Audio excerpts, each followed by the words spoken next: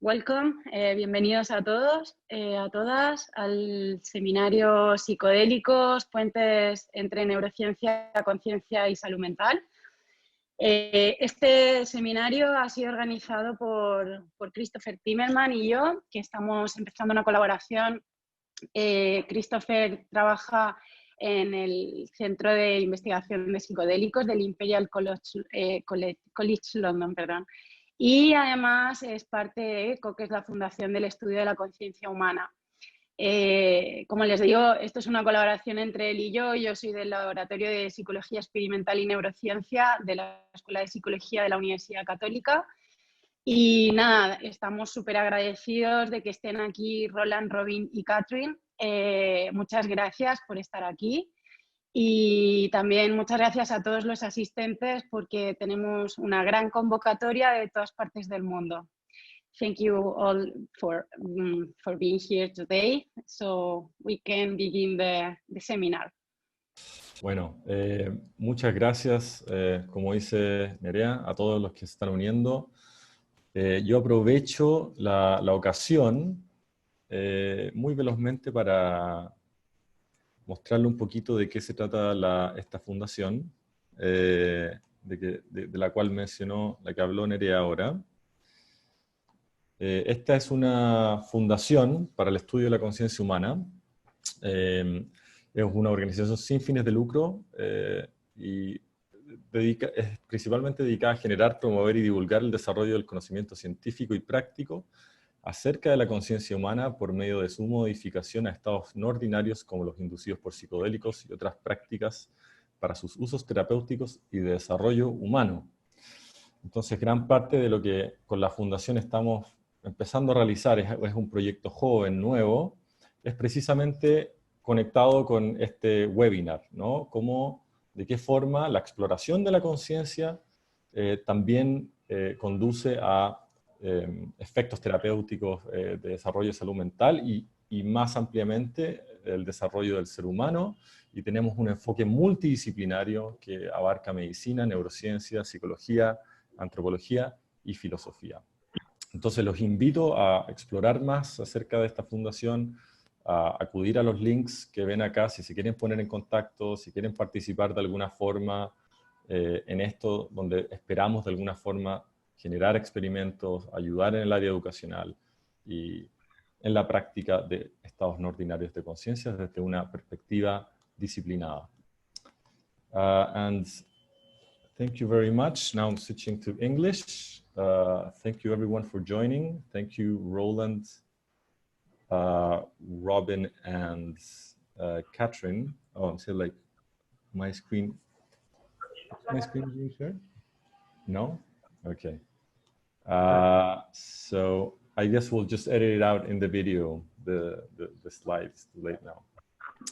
But if you want to find out more about this fundación, I invite you to go to fundacionecohh.com if you're interested in this. So I'll just write that in the chat. So to begin, I'd like to introduce Roland, who's going to be starting this seminar, Psychedelics, Bridges Between Neuroscience, Consciousness, and Mental Health. Roland Griffiths is a professor in the departments of Psychiatry and Neuroscience at the Johns Hopkins University School of Medicine. His principal research focus is in both clinical and preclinical laboratories, has been on the behavioral and subjective effects of mood-altering drugs. His research has been largely supported by grants from the National Institute on Health, and he is author of over 400 journal articles and book chapters, and has trained more than 50 postdoctoral research fellows. He has been a consultant to the National Institutes of Health, to numerous pharmaceutical companies in the development of new psychotropic drugs, and as a member of the expert advisory panel on drug dependence for the World Health Organization. He has conducted extensive research with sedative, hypnotics, caffeine, and novel mood-altering drugs, including psychedelics. In 1999, he started a program investigating the effects of classic psychedelic psilocybin that includes studies in healthy volunteers in the beginning and long-term meditators, as well as in religious leaders. The therapeutic studies from the center at Johns Hopkins with psilocybin include the treatment of psychological distress in cancer patients, treatments of cigarette smoking cessation, and psilocybin treatment of major depression. Other studies have examined the effects of sovalerian A, dextroastromycophan, and ketamine, which produce altered states of consciousness having some similarities to psilocybin. Drug interaction studies and brain imaging studies using fMRI and PET are examining pharmacological and neural mechanisms of actions of these compounds. The Hopkins laboratory has also conducted a series of internet surveys characterizing various psychedelic experiences, including those associated with acute and enduring adverse effects, mystical type effects, entity and God encounter experiences, and alleged positive changes in mental health, including decreases in depression and anxiety, decreases in substance abuse, and reductions in death anxiety. So without further introductions, Roland, please take it away.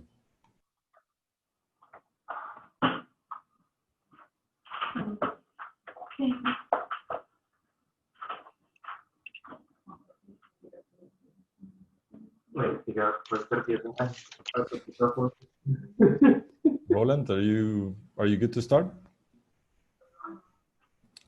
You're muted. Your microphone is muted, Roland. Chris, I'm trying to screen share, but I'm not seeing the options. So what went wrong earlier is reoccurring now. Okay. There we go. Well, but are you seeing the presenter's view there?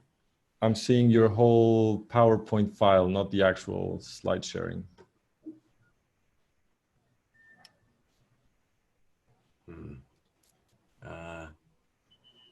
Let me just see if we can.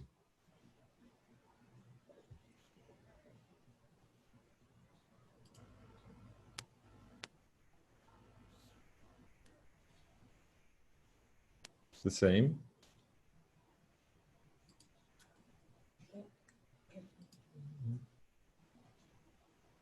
No, we got your presenter's view, Roland, not the actual slides. There you go. Now it's good. Okay. Well, thank you very much, Chris. I'm delighted to join you here. So the initial topic I had carved out, which I've changed a little bit, was on psilocybin neuropsychopharmacology and phenomenology and implications for therapeutics and enduring positive changes. And because Robin and Katrin are going to be focusing on the underlying brain mechanisms, I have foreshortened my comments about those. We'll focus mostly on therapeutics and phenomenology. These are just acknowledgements of various funding sources, both public and private sector sources. So we've been conducting research at Johns Hopkins with psilocybin for the last 20 years. And last year, we're able to put together the Center for Psychedelic and Consciousness Research at Johns Hopkins. And what I'm representing here is a very talented research team. So this isn't my research alone for sure.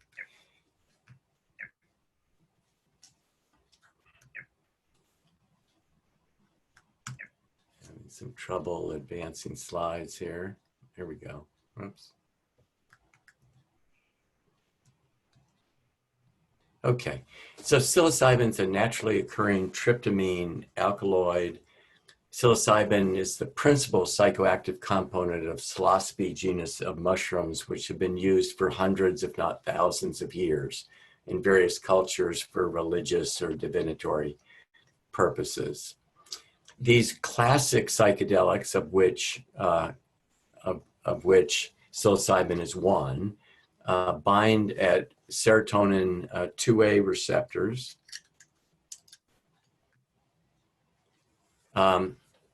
and produce this unique change of profile in terms of thoughts, perceptions, emotions. And so examples of these compounds include the tryptamines such as psilocybin and phenethylamines such as mescaline. So historically, there is, of course, a lot of research conducted with these compounds in the 50s and 60s. And then for a period of several decades, research went dormant, mostly in response to widespread non-medical use of these compounds. It just exacerbated an incorrect perception about their very significant risk.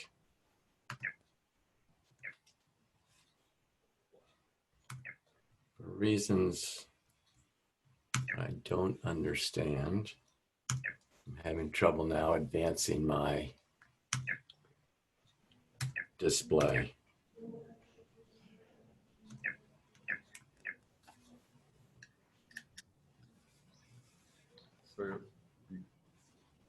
So are the display's not turning, Roland, or the display is frozen? Okay.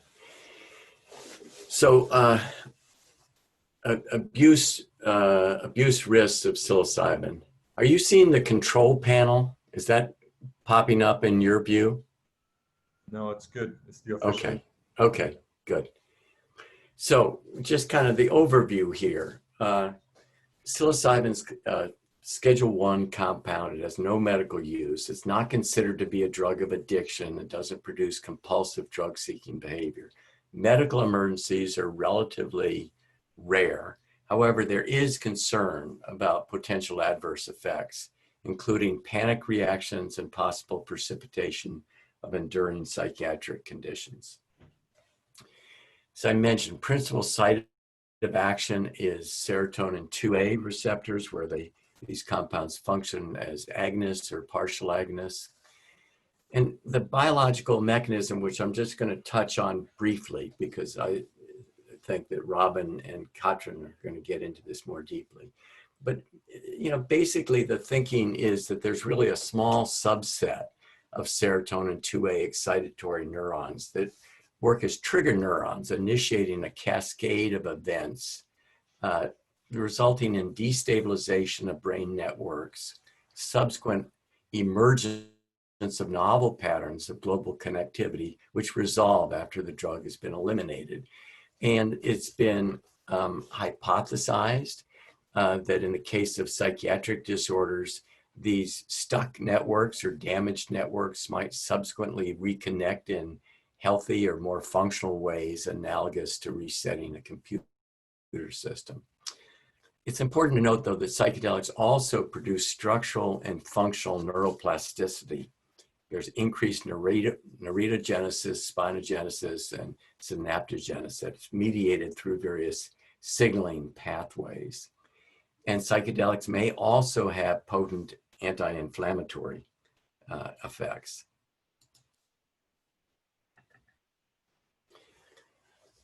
So if we step back, the neuropsychopharmacology is a really active area of research. It's progressing rapidly. It's very exciting. However, to me, the most interesting feature of the psychedelics is that they produce these profound, acute, and sometimes enduring alterations of consciousness. And I just want to put the placeholder in there that we're deeply ignorant about the nature of consciousness. You know, we have something called the hard problem of consciousness, and it's called that because it really is a hard problem. Just yesterday, we published a set of a pair of viewpoint articles. These were published in the ACS Journal of Pharmacology and Translational Sciences, debating the issue about whether subjective effects of psychedelics are necessary for their therapeutic effects. And so David Olson out of UC Davis, who's done some incredibly elegant work on neuroplasticity with psychedelics, was taking the viewpoint that subjective effects are not necessary for therapeutic effects. And we took the contrary position, that I think the easier one for me to defend, and that is that they are necessary. But these are an interesting set of articles. And it just kind of underscores the extent to which we actually don't understand how these compounds are working. And the DARPA group, that's the Defense Advanced Project group in the United States, has invested tens of millions of dollars in developing essentially non-psychedelic psychedelics structures that produce the effects but no subjective effects. So this is an area under active debate.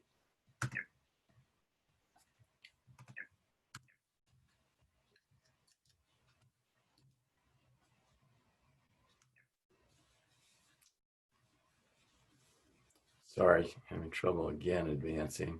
Here we go. Okay, so our research program at Hopkins, we started in 1999. We've completed a series of studies in healthy volunteers, both drug naive and experienced, novice and long-term meditators, religious professionals, that is clergy, depressed or anxious cancer patients. We've looked at major depression, addicted cigarette smoking. We're looking at patients with anorexia nervosa and depressed patients with early Alzheimer's disease. So we've accumulated a good bit of experience, and over the time we've treated over 375 participants and have 700 sessions. I'm going to start by just summarizing the results in healthy participants because it illustrates how we set these sessions up, and what we do in the healthy volunteers is very similar to what's being done in the patient populations.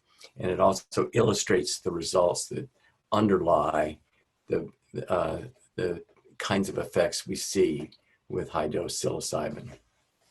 So these are all rigorous, double-blind experimental designs. Participants are medically, psychiatrically healthy.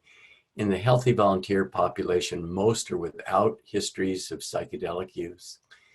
Participants meet with our monitors, with the session guides, if you will, on several occasions before the first session, and that's thought to minimize risk of adverse effects. And then the experimental conditions are very explicitly designed to minimize expectancy bias. So we conduct our sessions in a comfortable living room-like environment. Volunteers come in the morning. We encourage them to lay on the couch after taking a capsule containing psilocybin. We have them wear eye shades and headphones through which they listen to a program of music. And they're in the company of two guides or monitors who are there only to produce or to create a relatively safe environment for them. They're asked to direct their attention inward on their inner experience. It's not a guided session per se. We're asking them to go in and explore the nature of whatever comes up during the session. Under these conditions, this is showing dose effects of psilocybin with observer ratings over the course of a 6-hour period post-dosing. You can see you get orderly dose and time-related effects. Significant effects come on at about 30 minutes, are peaking at 2 to 3 hours, and then decreasing over the course of the day. And under these conditions, not surprisingly, psilocybin produces classic effects known to be produced by psychedelics. So there are visual changes, visual illusions, greater emotionality that it could include joy, but and less frequently fear, anxiety, and there are cognitive changes, sense of meaning and suspiciousness. But for us, and what really got me involved initially with this research at the level that it's subsequently unfolded, for me what was very intriguing is that in most volunteers, psilocybin produced large increases on self-rated questionnaires that had been designed to measure naturally occurring mystical and insightful type experiences. And this shows post-session ratings of mystical type experiences. You can see robust dose-related increases. And one can ask, what in the world is a mystical experience? And in fact, we have good ways of measuring this. And we've developed the Mystical Experience Questionnaire, which is psychometrically solid with factor analyzed. If there are 4 different factors. And this slide just shows the phenomenological features that are captured in this experience. And that first factor, this mystical factor, I think is probably the most important factor. And that is that people very often report this sense of unity, the interconnectedness of all people and things, that all is one, pure consciousness. And this is accompanied by a sense of preciousness of this experience. Some people would use the term sacredness or reverence. And then there's a noetic quality, a sense of encountering ultimate reality, or the sense that what is being experienced is more real and more true than everyday waking consciousness. And the other factors are deeply felt positive mood, transcendence of time and space where past and future collapse into the present moment, and ineffability. These experiences are felt to be unable to easily be put into words. So mystical with a question mark. So this was a serious branding error on our part. We should have never used the term mystical. So with apologies, I need to go back repeatedly to my scientific colleagues and say, you know what? Mystical experience is defined by a constellation of empirically measured phenomenological dimensions. They don't imply supernatural or non-rational levels of explanation. And that's the way that questionnaire is laid out. All their people are doing is endorsing certain qualities of experience.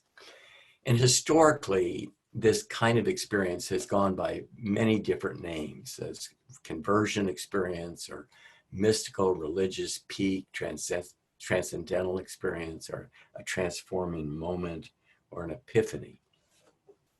It's not delirium. So if you use gold standard measures like the mini mental status examination of delirium, these measures are not affected across the same range of psilocybin doses that produce full-on mystical type experiences.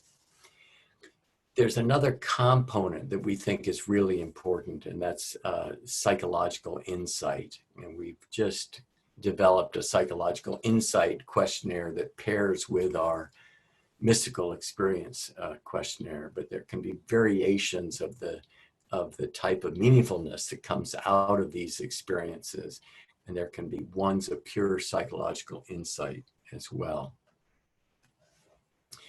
So what I've described to this point is the phenomenology of the acute experience. All those questionnaires that I mentioned were completed at the end of the session. But what's interesting is that the memories of those experiences endure, and people continue to report very positive changes in attitudes, moods, and behavior for months after the session.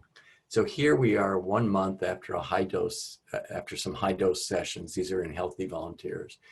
And we have about 80% of people saying that it's among the 5 most personally meaningful or spiritually significant experiences of their entire lifetimes.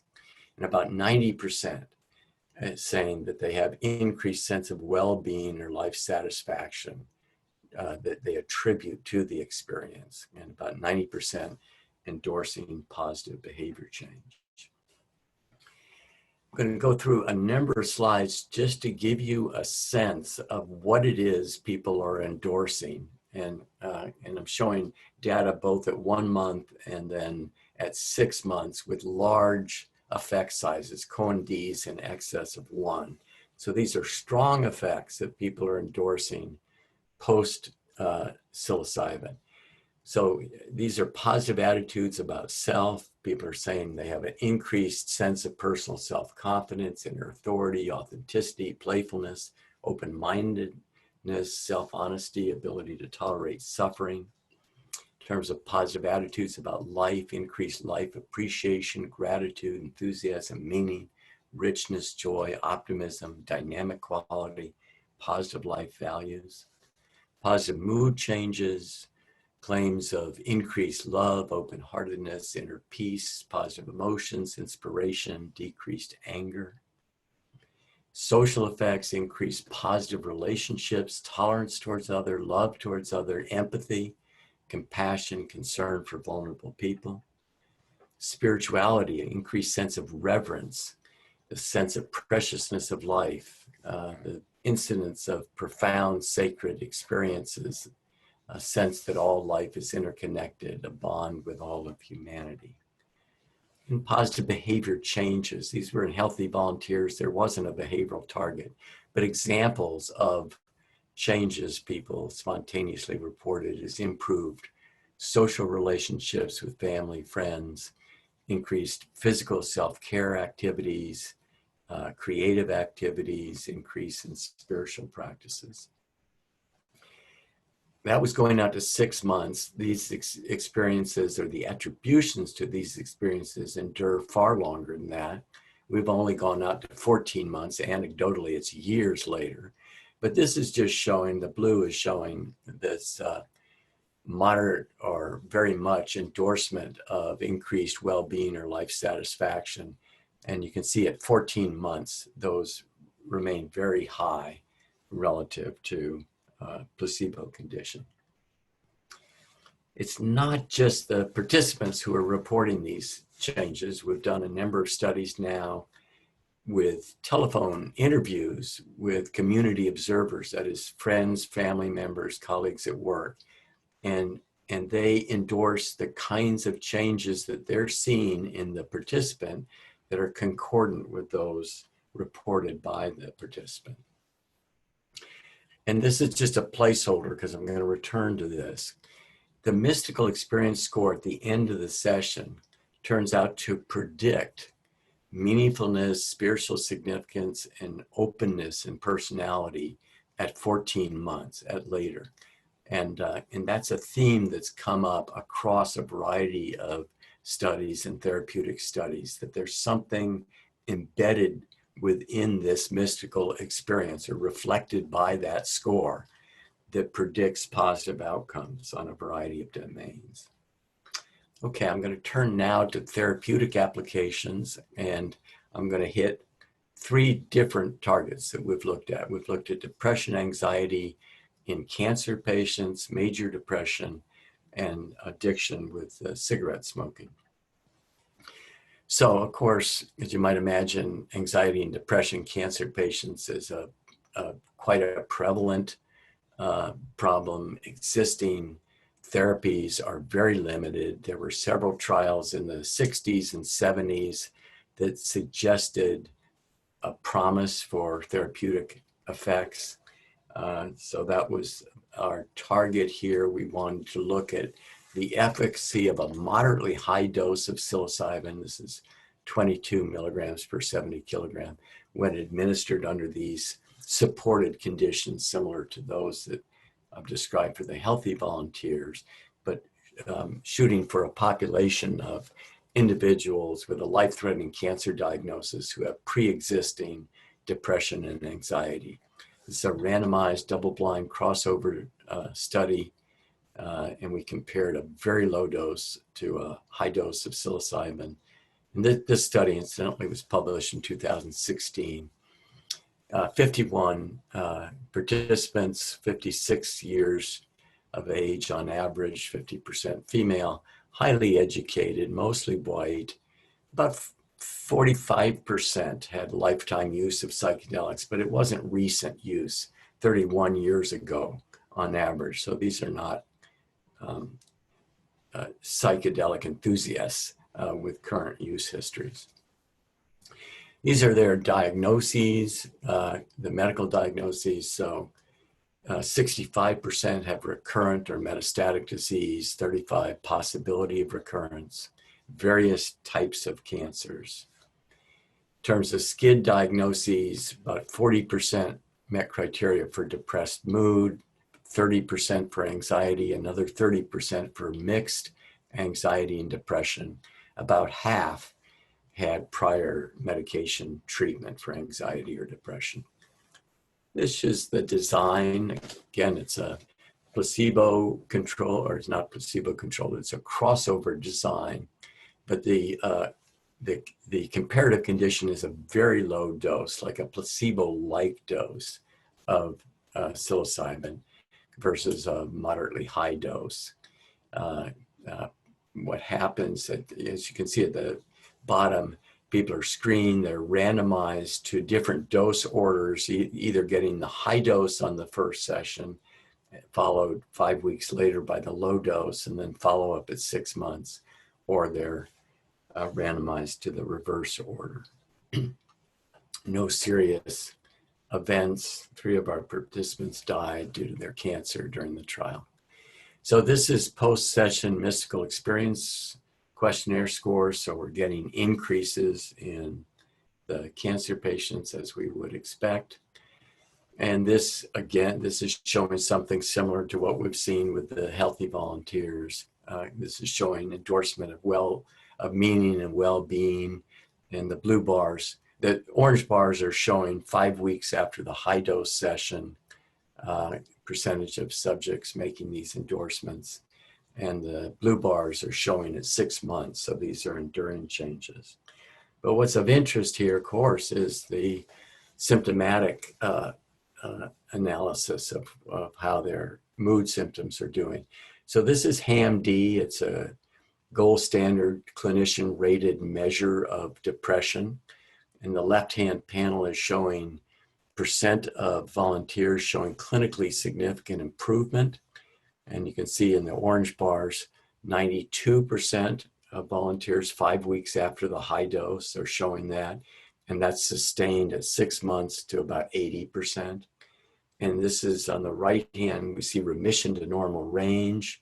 That would be a score on the HAM-D of 7 or less. Clinically significant improvement is a change of the HAM-D at least 50% of baseline. And so this remission to normal range scores have to be 7 or below, and that's considered to be not detectable depression. And you can see the orange bar is showing 60% are in remission at the end of 5 weeks, and that's actually even a little bit increased by 6 months. This shows the HAM-A measurement of anxiety and shows essentially very similar kinds of results. So we conclude from this that a single moderately high dose of psilocybin, when administered under these supportive conditions, can produce substantial and enduring decreases in depressed mood and anxiety in cancer patients. Okay, I'm going to switch now to a different indication. This is major depressive disorder, which of course is a huge problem in the United States. Lifetime MDD diagnosis is 20% in women, 10% in men. And it's very difficult to treat, and many people experience incomplete resolution of symptoms with existing antidepressants. This is a randomized delayed treatment or waitlist control trial that examined the efficacy of 2 psilocybin sessions, that is 20 and 30 milligrams per kilogram, given a week apart, under psychologically supported conditions. This study was published earlier this year in JAMA Psychiatry. This is the study design.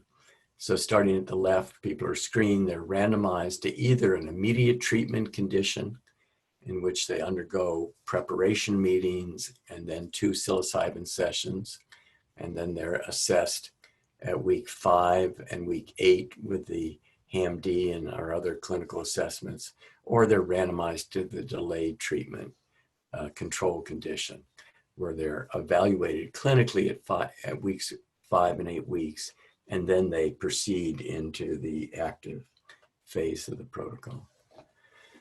So 24 participants in all, mean age 40 years, about 70% female, again, highly educated, mostly white. Mean duration of illness, 22 years. Duration of current episode, 24 months. A reasonably high HAM-D score, 23. About 25% had any lifetime use of hallucinogen 9 years ago on average. So these participants, like the cancer patients, like the healthy volunteers, are showing elevations in mystical experience scores. Oops.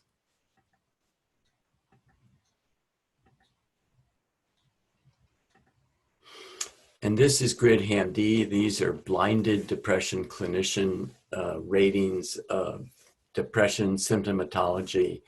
And you can see huge effects between the delayed treatment group and the immediate treatment group at weeks 5 and 8. And these effect sizes are 2.5, 2.6, so they're just enormous effect sizes. And this shows the two groups combined because the delayed group subsequently got treated, and just shows again that there's this large decrease across all 24 people with large effect sizes. This shows clinically significant response rates. Again, this is 50% drop on the HAM-D, and you can see and this is combining both the immediate and treatment groups. You can see we have about a 70% clinical response rate 1 week, 4 weeks, and 12 weeks post-treatment. In remission to normal range, we're at 58% at 1 week and 54% at weeks 4 and 12.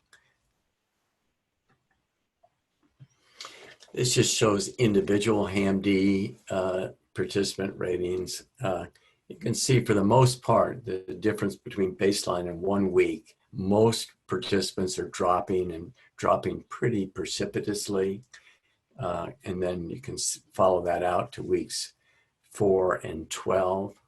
A couple of interesting things if you look at this. One is you can see there are 2 volunteers, for instance, that one green one at the top and a orange one midway down, that really don't appear to have any clinical effect on depression. And then we also seen some recurrence between weeks 4 and 12 in some volunteers. And we're following these people up longer. We're going out to a year. This shows QIDS. It's a self-rated symptom rating scale and delayed and immediate treatment group. I'm not sure why the delayed group went up initially, but again, huge effect sizes. This is showing the QIDS, and in this case, we did assessments the day after each session, as well as 1 week and other post-time measures. And so that first drop is showing, this is all the 24 subjects combined, is showing huge drops in the QIDS the day after the first session, which was 20 milligrams per 70 kilograms. So these effects come on very quickly, and there's actually not strong evidence that you need that second dose to produce effects. This is almost dull because it's showing the same effects across a range of different outcome measures. Here's the Beck Depression Inventory. Here's a patient health questionnaire. It's also another depression rating scale. Here's HAM anxiety. Here's the state trait anxiety inventory. This is total score.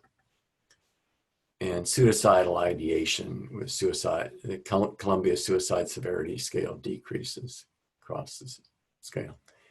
And this, I'm just putting this up to acknowledge Robin did a really elegant study earlier. It's an open label psilocybin treatment for treatment-resistant depression.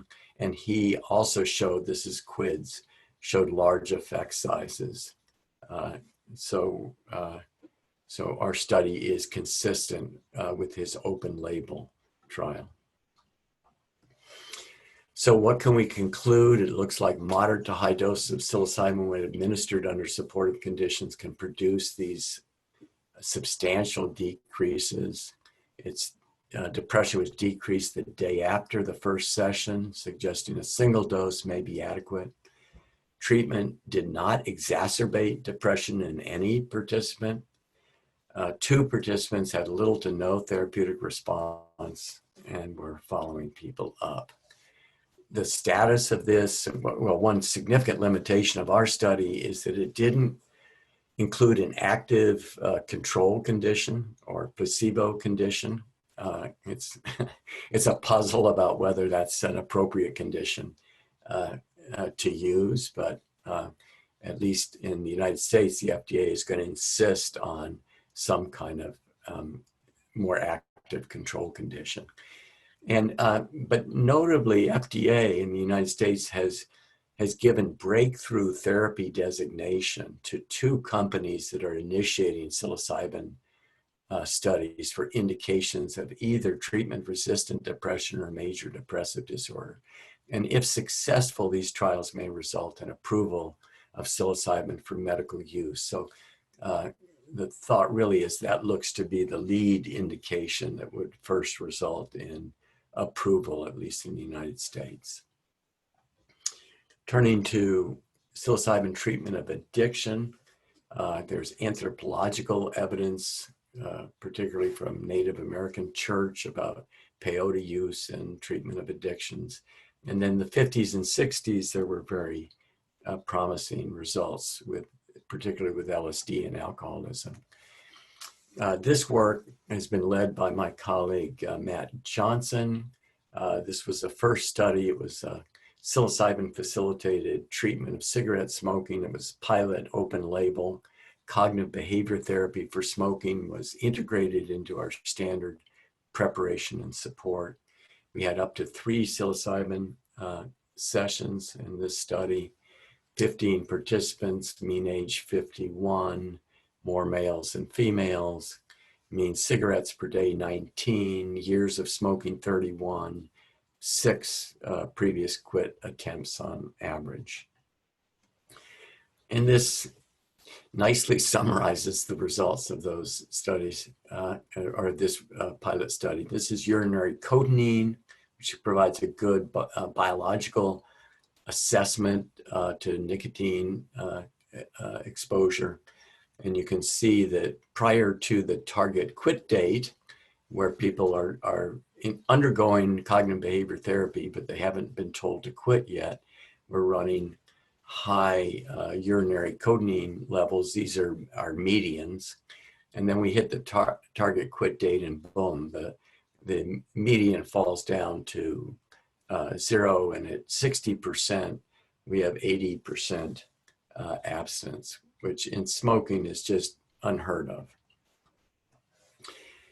Matt published a follow-up with these 15 volunteers out to 30 months and is still showing 60% abstinence rates, which is very promising.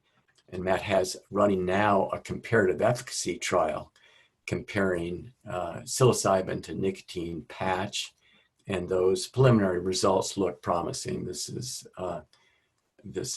are abstinent rates in the nicotine replacement and the psilocybin groups. There are a number of other people doing work in the addictions. So Michael Bogenschutz at NYU has just completed a study of psilocybin and alcohol dependence. Peter Hendricks in Alabama is doing work on cocaine use disorder. Both of those studies look promising. And we also did a cross-sectional survey study documenting that naturalistic psychedelic use is not infrequently followed by reduction or cessation of a variety of different drugs, including opiates, cannabis, and stimulant use. So, the thought here is for trans-diagnostic applicability across a range of types of addictions. I want to start to end by focusing on some of the psychological or cognitive mechanisms that might be at play here. So one, as I've mentioned, and I'll return to, mystical experience, including this sense of enduring, authoritative, and highly valued sense of connectedness. Perhaps related to that, these are not mutually exclusive. Ontological shock is resulting in a profound shift in a sense of self worldview that may result in a reconstruction of life story, a loosening of self-focused narrative. Another mechanism at play is insight about self or relationships. This could be experienced as memory or catharsis. Very often people report increased self-efficacy or agency, openness and personality, curiousness about the nature of mind and consciousness, increased interest in mindfulness. And interestingly, particularly with respect to therapeutics, a greater tolerance for an interest in benefiting from discomfort. So I want to return to the mystical experience. I mentioned this earlier, and this actually shows data from one of our earlier studies, just showing that mystical experience score predicts, in this case, ratings of spiritual significance at a year. So this left panel, the y-axis is showing the ratings of spiritual significance at a year, and the x-axis is showing the mysticism score immediately after the session. And so there's this good correlation there. And the right panel shows that the correlation does not exist if you look at just the intensity of the psilocybin experience per se. So it has something to do with the qualitative features of the experience that are captured in this mystical experience score that is predictive of, in this case, meaningfulness, spiritual significance, and openness and personality. But I just want to illustrate the robustness of that relationship. So here is the cancer study, and this is showing the relationship of the mystical experience score immediately after sessions to 5-week changes in anxiety or depression. And here is data from the study in major depressive disorder at 4 weeks, again, mystical experience. Predicting clinical outcome. And here we have the cigarette smoking, looking at craving and smoking both at 6 months and 12 months. And in this case, we're showing smoking craving decreasing as a function of mystical experience score. This is kind of the model that we're presently thinking about in terms of the, the psychological or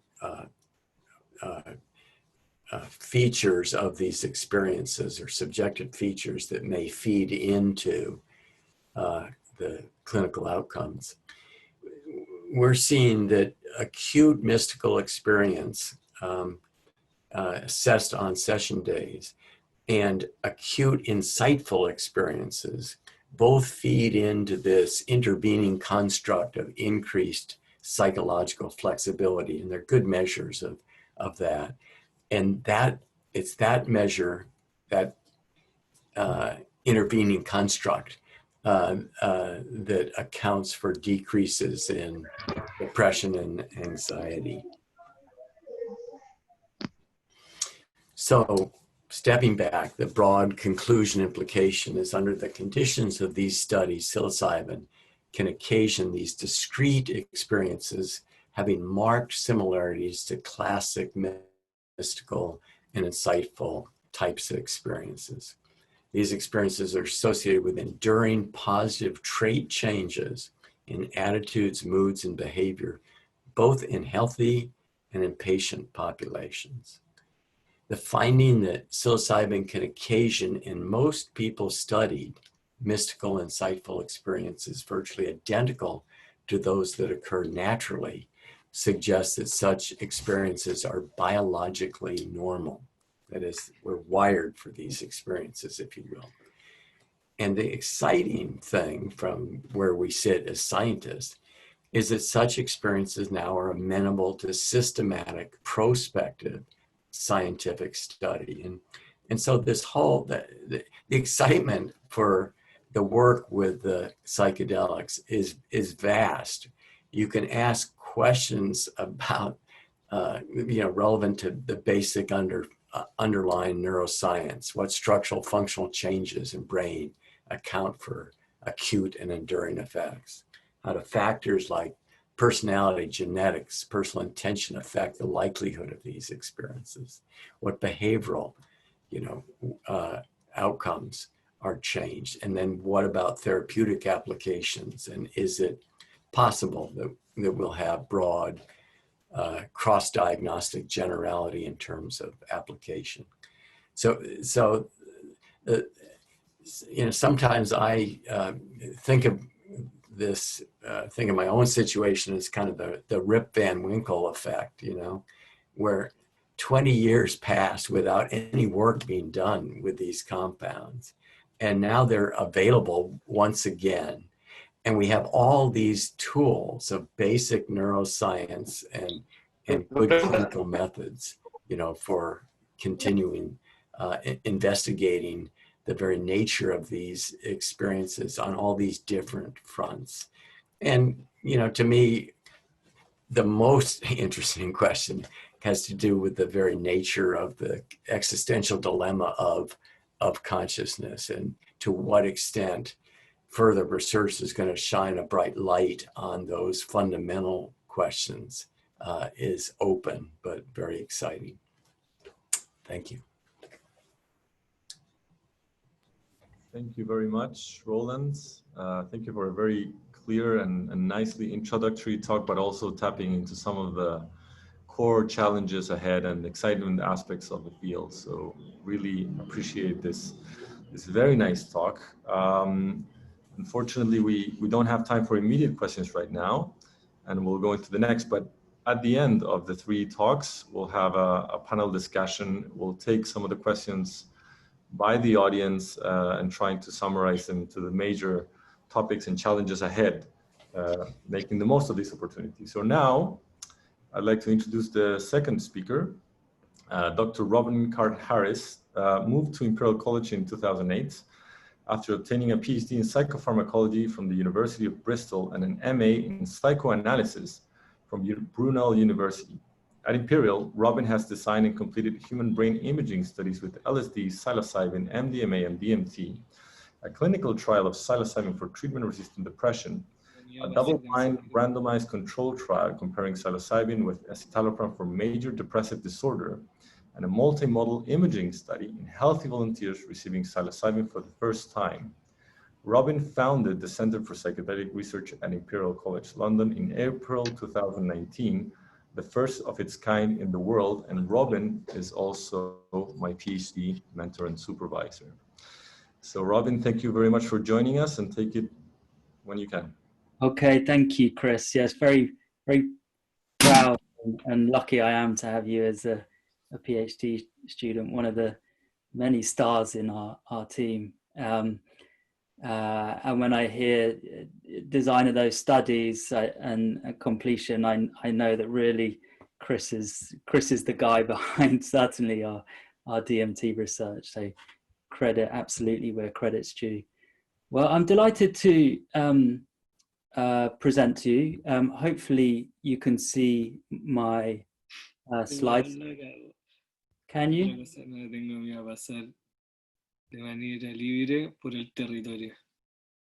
you see my slides?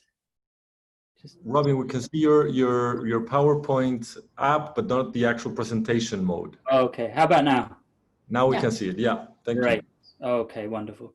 So Roland's teed me up very nicely with that wonderful talk covering particularly the clinical side of things and the rich psychology that we're looking at with these compounds. And in a sense, this is kind of an ideas talk, and I'm hoping it will then tee up Katrin to perhaps go into more of the details and the data. And so there are a few themes I want to try and address. And I suppose in a way, if you're starting to be convinced, perhaps you already were, that psychedelic therapy has true efficacy for mental illness, for the treatment of mental illness, then perhaps this talk might go some way to offer some attempts at an explanation of how psychedelic therapy may be effective. And so hopefully that will mesh with some of Roland's concluding thoughts about mechanisms as well. So again, this is rehearsing what's a little bit already been covered, but it's very, very important, which is the role of a key serotonin receptor in the action of psychedelics, the serotonin 2A receptor. And we know that it's important because of the discovery of a relationship between the affinity of given psychedelic compounds for the serotonin 2A receptor and their potency in both animals and humans. All of these compounds stimulate signaling at this particular serotonin receptor subtype, but it's their affinity, their ability to bind, and the strength of that binding that is predictive of their potency.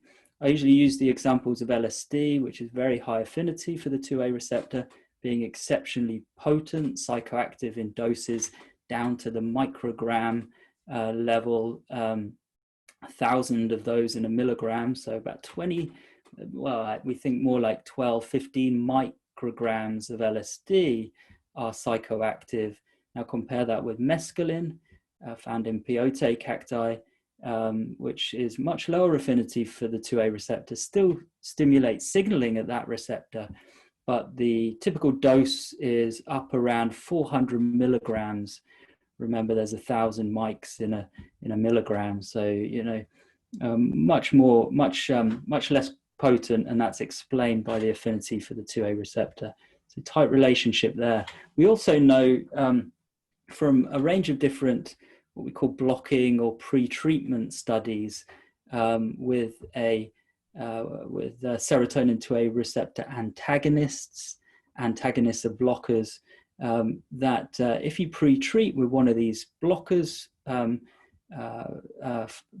of the 2A receptor, then effectively you'll abolish the signature subjective and behavioral effects of the psychedelic, pretty much wipe them out. It's dose dependent, but it's a very reliable effect demonstrated across different psychedelics. An important matter to address is, where are these receptors in the brain? The first thing to say is that they're very much cortical receptors. You can see this heat map from positron emission tomography imaging, where we're labeling those receptors in the brain, actually functionally available receptors, using a particular kind of ligand or radioactively labeled chemical. It is a psychedelic that selectively binds to these 2A receptors, and then we get signal from the radiation and we can see where those receptors are. And you can see, yes, very much in the cortex, that aspect of brain that's so massively expanded in our species, what sets us apart as a species. And more than that, we know that the regions of the brain that have expanded most in the human are those that host the most serotonin 2A receptors. We'll come back to this because it's important. We also know from some more nice PET imaging work that if you give a range of different doses of psilocybin, the higher the dose, the more of the potentially occupied or available serotonin 2A receptors will be occupied by that dose. That stands to reason. That's kind of obvious. But this work has also demonstrated something which is a solid assumption, that there's a relationship between subjective intensity of a given dose of a psychedelic and the proportion of receptors occupied by that dose of the psychedelic, in this case psilocybin. This is quite useful because it tells us that above about 60% occupancy, you start to get much more intense effects. So it's a kind of sanity check again on the importance of the serotonin 2A receptor. So with that established, that this particular neuromodulatory receptor is important for the action of psychedelics, the natural question then to ask is, what does it do? Presumably it's not there for psychedelics. Psychedelics just hijack a natural system. So under what conditions might it engage, and what does it do more fundamentally?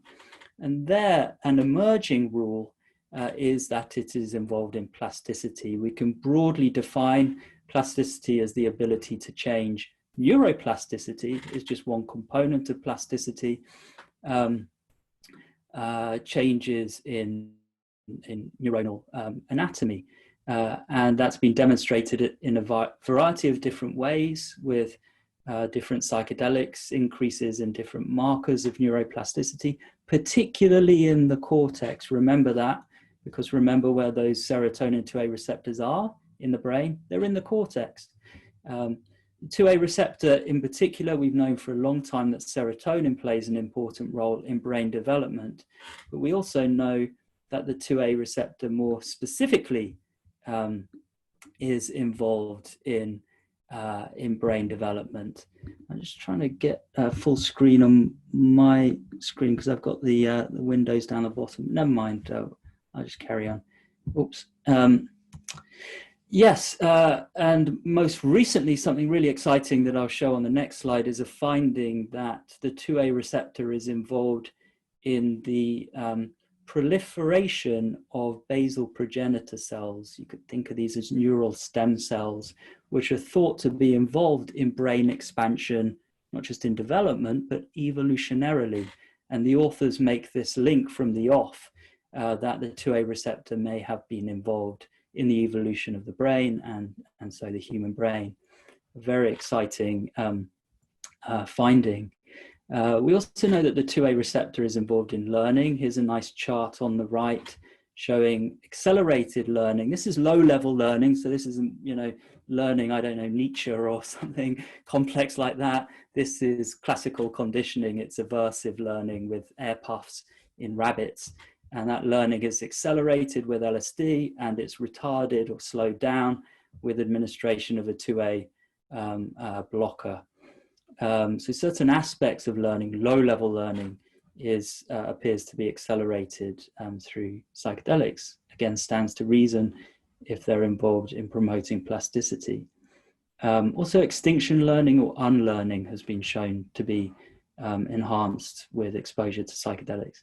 Then we can come up a level, maybe you could say to a human level, although cognitive flexibility has translational validity. It can be looked at in animals and humans.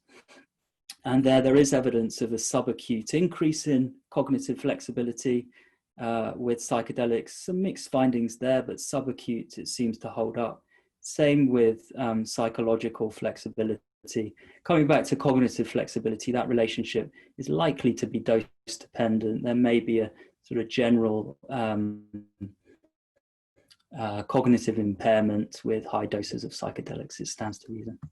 So let's move on to that exciting finding. And I don't want to get stuck on it for too long, only just to tell you about it and show you the paper, Zing et al.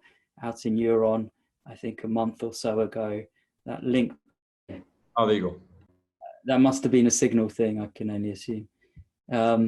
Okay, do you have the, oh, there we go. I just want to minimize this window. It's a bit distracting. Stop video, that's not right. Oops. Let's, okay. That's fine. Okay, so onto the 2A receptor and when does it engage, and stress, chronic stress in particular, being conditions in which you see what we call an upregulation, an increase in availability of 2A receptors and also their sensitivity to signaling. A range of different stressors appear to do this, whether they're physiological stressors like hypoxia, or they are behavioral stressors like chronic stress paradigms. Here are a couple of findings. First of all, with hypoxia, increases in density of the receptors. Here with sensitivity to a psychedelic-induced index of psychedelic effects in mice, I think, being greater in those with a background of chronic stress. And also a readout of 2A signaling, this early gene linked to plasticity, linked to BDNF.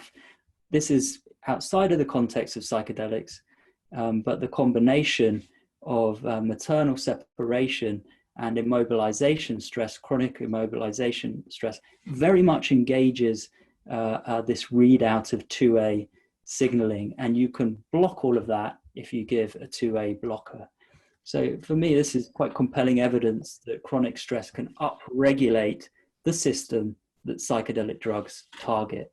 And so, okay, we upregulate, we prime the system, but we've still got to engage it. We've got to give an agonist, a drug, or serotonin, to engage that receptor and engage some signaling. And here, the principle is, well, acute stress is arguably the most reliable way to release serotonin in the brain. Punishment is very strongly found to increase quite markedly serotonin efflux, serotonin in the synapse. And a few different ways of stressing the animal showing spikes in serotonin release here below. So the principle is primed to a system, these receptors being very available, very sensitive, acute stress, release of serotonin onto that primed system, you're going to induce a state of plasticity, perhaps hyperplasticity. So I've recently introduced this notion with a US graduate student now, Ari Brower, of pivotal mental states. And here the principle is, that under conditions of hyperplasticity, one is exceptionally sensitive to psychological change. And this is a mechanistic way of trying to account for so-called transformative experiences with psychedelics, but also perhaps other states of altered consciousness in which you can see psychological transformations. Psychedelics aren't the only way that these transformations happen, of course. So maybe psychedelic relevant mechanisms engage when you see so-called naturally occurring transformative experiences. So that's the principle. But in the interest of time, I've spent a little bit longer than I'd hoped on that topic. I just want to move on. Roland addressed all of this very neatly. So I just want to emphasize a few bullet points here. One is the rapid action, and the other is the apparent enduring action that you see with classic psychedelics. Much longer improvements than are seen with ketamine, for example, where repeat administration appears to be needed for enduring therapeutic improvements. And the other one is that there's a range of different diagnostic categories here. So potentially we have an intervention that could be described as transdiagnostically active, working across diagnostic boundaries. And that's interesting. I think I'll go on to that in a moment. The other one is that all of this work could easily be glossed over. And this is relevant to the pivotal mental states model. All of this work, to my knowledge, has involved the intentional manipulation of context, so-called set and setting, used particularly in the context of psychedelics. But referring to things like the immediate conditions in which you have the experience, also how people are primed. So all of these studies have involved, for example, listening to music, to my knowledge. And so it would be easy to overlook components like that, variables like that, and think wrongly that these are evidence for the therapeutic value of psychedelics. They're not. It's fundamentally, we think, a combination treatment, psychedelic therapy. That's the assumption, and there is developing evidence to support it. So this comes on to the point about a transdiagnostic action. This is a schematic, but I think this principle is going to be fleshed out and shown to be relatively reliable in the coming years. And so the implication is that there is some common space here, some common space of overlap between these diagnostic categories that is targeted by psychedelic therapy.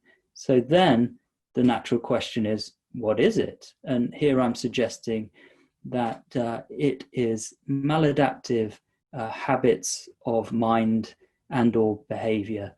And we can run through all of these. I don't want to take up too much time, but we could think of the negative cognitive bias in depression. You could think of specific anxieties like phobic anxieties. You could think of specific addictions, where there's some object of relief or reward that draws you in, has a gravitational pull. Eating and image disorders, perhaps image disorders particularly, you can think of these unusual, aberrant perceptions of self that dominate so much. Again, have a kind of gravitational pull. You can't escape them. You're drawn to these ways of looking at yourself or the world. And again, obsessions and compulsive behaviors fitting this model of maladaptive habits or biases. We could ask a question why that happens. I think that's another story. We could talk about a natural desire to close uncertainty, to give ourselves assuredness, even if that assuredness means we're hooked on a particular object of addiction, for example. And in a sense, that is another issue. Really, this is just to say that this is a model, that this is what is happening in a range of psychopathology, not all of it, but a lot of it. And the intervention that we would want here, which is what psychedelic therapy, I'm arguing, does, is to first of all relax these maladaptive habits and create a window of opportunity, a window of plasticity, if you want, for their potential revision, healthy revision. So that's the model. This is a somewhat abrupt shift on to thinking about the acute action of psychedelics. And I think I can go through this relatively briefly. First of all, we're looking at functional connectivity across the brain, different colors being different communities of brain regions that under normal conditions mostly just speak to each other. So you could think of, for example, different parts of the visual system talking to other parts of the visual system, a kind of insular style of communication, in-group style of communication. Under psilocybin, as is true of other psychedelics, as you'll see in a moment, you get much more communication going on across communities in the brain. That's something we've seen with psilocybin. It's something we've seen with LSD, using different analytical approaches. Here, eyes closed scanning, which is usually the way we do things, seeding the primary visual cortex and then asking where in the brain is activity coherent or synchronous with that seed region. And you can see under normal condition, the visual system is the visual system, as I was saying on the previous slide, but under LSD, much more of the brain is now becoming coupled to activity in the visual system. There's less. Someone wants to mute their mic.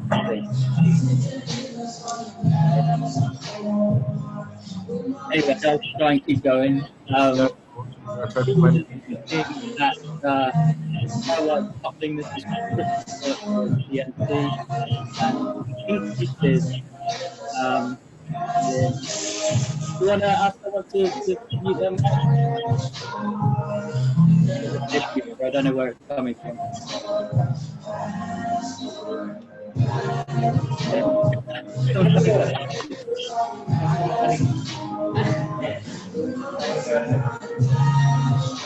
Can carry on. Yeah, okay.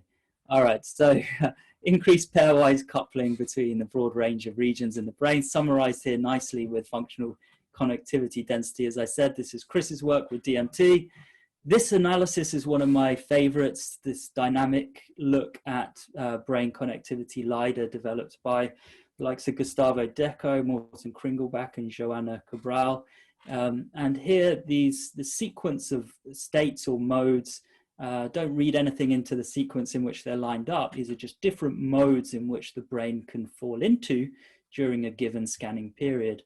And the take-home message is that what you see under DMT, as you see under other psychedelics, is that a globally coherent brain state, slightly counterintuitive. It's the first one on the left there. In a sense, all of the brain should be filled in rather than an absence of any color.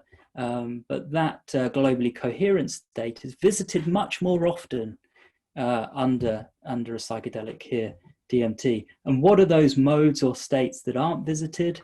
Well, they are the high-level frontoparietal networks, the default mode network, executive network if you want, and dorsal attention network. Now remember, this is, well, let me remind you, this is where those target receptors, the serotonin 2A receptors, are in the brain. What's this telling us?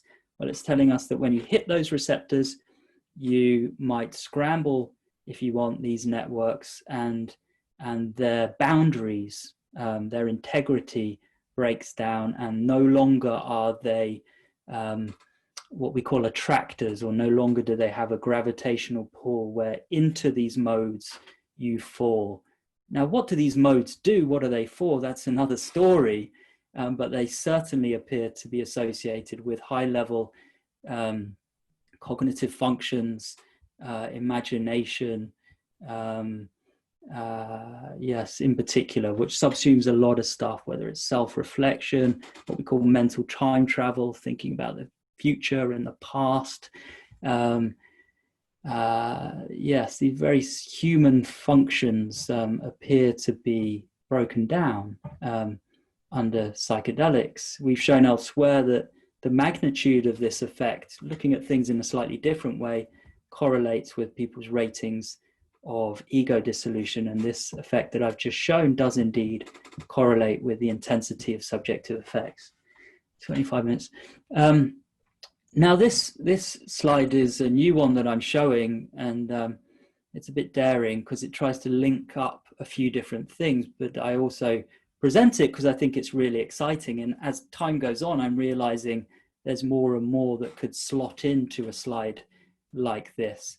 So first of all, we're reminded of where those 2A receptors are in the brain. That's the map on the left there.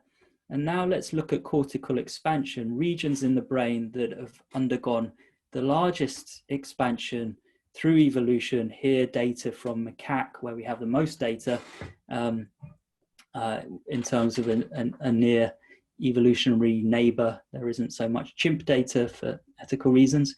But macaque to human, these are the regions of greatest expansion. Then we can look at the principal gradient, a way to summarize functional connectivity in the brain in the most parsimonious way, which separates unimodal sensory regions and sensory motor regions from high-level transmodal regions. You can see a familiar pattern there, those transmodal, those high-level, hierarchically high-level, multifunction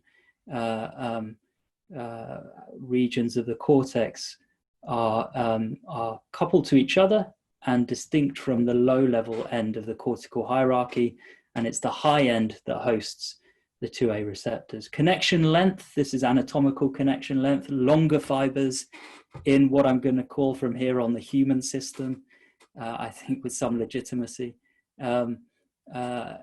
Inter-subject variation in functional connectivity, so a plastic system, a variable system, linked again to the human system, to where the 2A receptors are. Light myelination, again speaking to more plasticity and connectivity. Looking at semantic processing, and here abstract features of the environment being computed by being processed by the human system, longer temporal windows being processed by the human system, and the acute action of psychedelics. The human system is implicated. remember, somewhat counterintuitive, that it looks as though this system engages more under a psychedelic, in this case DMT. It's more that the system collapses and sort of flattens and smudges in with the rest of the brain. You could say the system becomes more expanded in its profile, more globally interconnected. That would be a reasonable way to think of it, but remember, its boundaries are broken down, and now that system isn't a distinct boundaried system in the brain. Entropic brain, I said it was an ideas talk. This is a principle. It's a very simple one, and it says that the predictability of spontaneous brain activity, whether measured through EEG, MEG, or now fMRI, we've applied it very effectively recently on fMRI data, will index the quality of consciousness. When activity is more predictable, consciousness is low.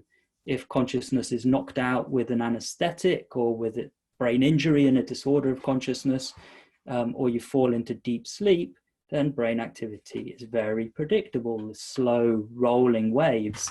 But what if you come up into dream sleep? Well, it enriches again and content comes back. What about in normal waking consciousness? It's very rich, it's hard to predict. What about a psychedelic? Well, it leaps up further still and seems to be especially what I call entropic, especially hard to predict, especially rich, contentful, rich in content. And so that the principle is this, that there is a mapping, there is a relationship between the richness, if you want, unpredictability of ongoing brain activity and the richness of conscious experience itself. It's a simple principle, but it does seem to hold up. The next step, of course, is to try and break that principle, try and find an anomaly that doesn't fit the rule. The Rebus model is another model which slots in nicely with an increasingly popular model in cognitive neuroscience and psychiatry, hierarchical predictive coding or processing, also the Bayesian brain. These are all interrelated frameworks for thinking about mind and brain function. So while phonetically accurate, the Rebus stands for relaxed beliefs under psychedelics. Here, beliefs in to use Bayesian language would be called priors, prior predictions. Hierarchical predictive coding, as the name suggests, is about the brain being a predictive machine, modeling, models are predictions, modeling its environment, and realize that environment is not just out there, but in here. There's the internal conditions that have to be modeled too. And so the principle is that, brain and body are organized hierarchically, and you can tune the precision or the confidence of predictions at different levels of the hierarchy. And that's what psychedelics do. They interfere, that's what I'm proposing, with the tuning of the confidence of particularly high level priors or predictions or models is what I'm suggesting. So before I do that, I just want to show you some cute things like this, where I don't know how many people out there can read this text, but if you can, it's because of hierarchical predictive processing, you could say, that because we walk around with very efficient models of the environment, we can take shortcuts, and we don't have to worry about the details because we form gestalts or wholes that mean we experience things in this smooth, steady way. Optical illusions are the same thing. So I don't know how many people out there are seeing motion in this static image at the moment, but perhaps a good proportion of you are.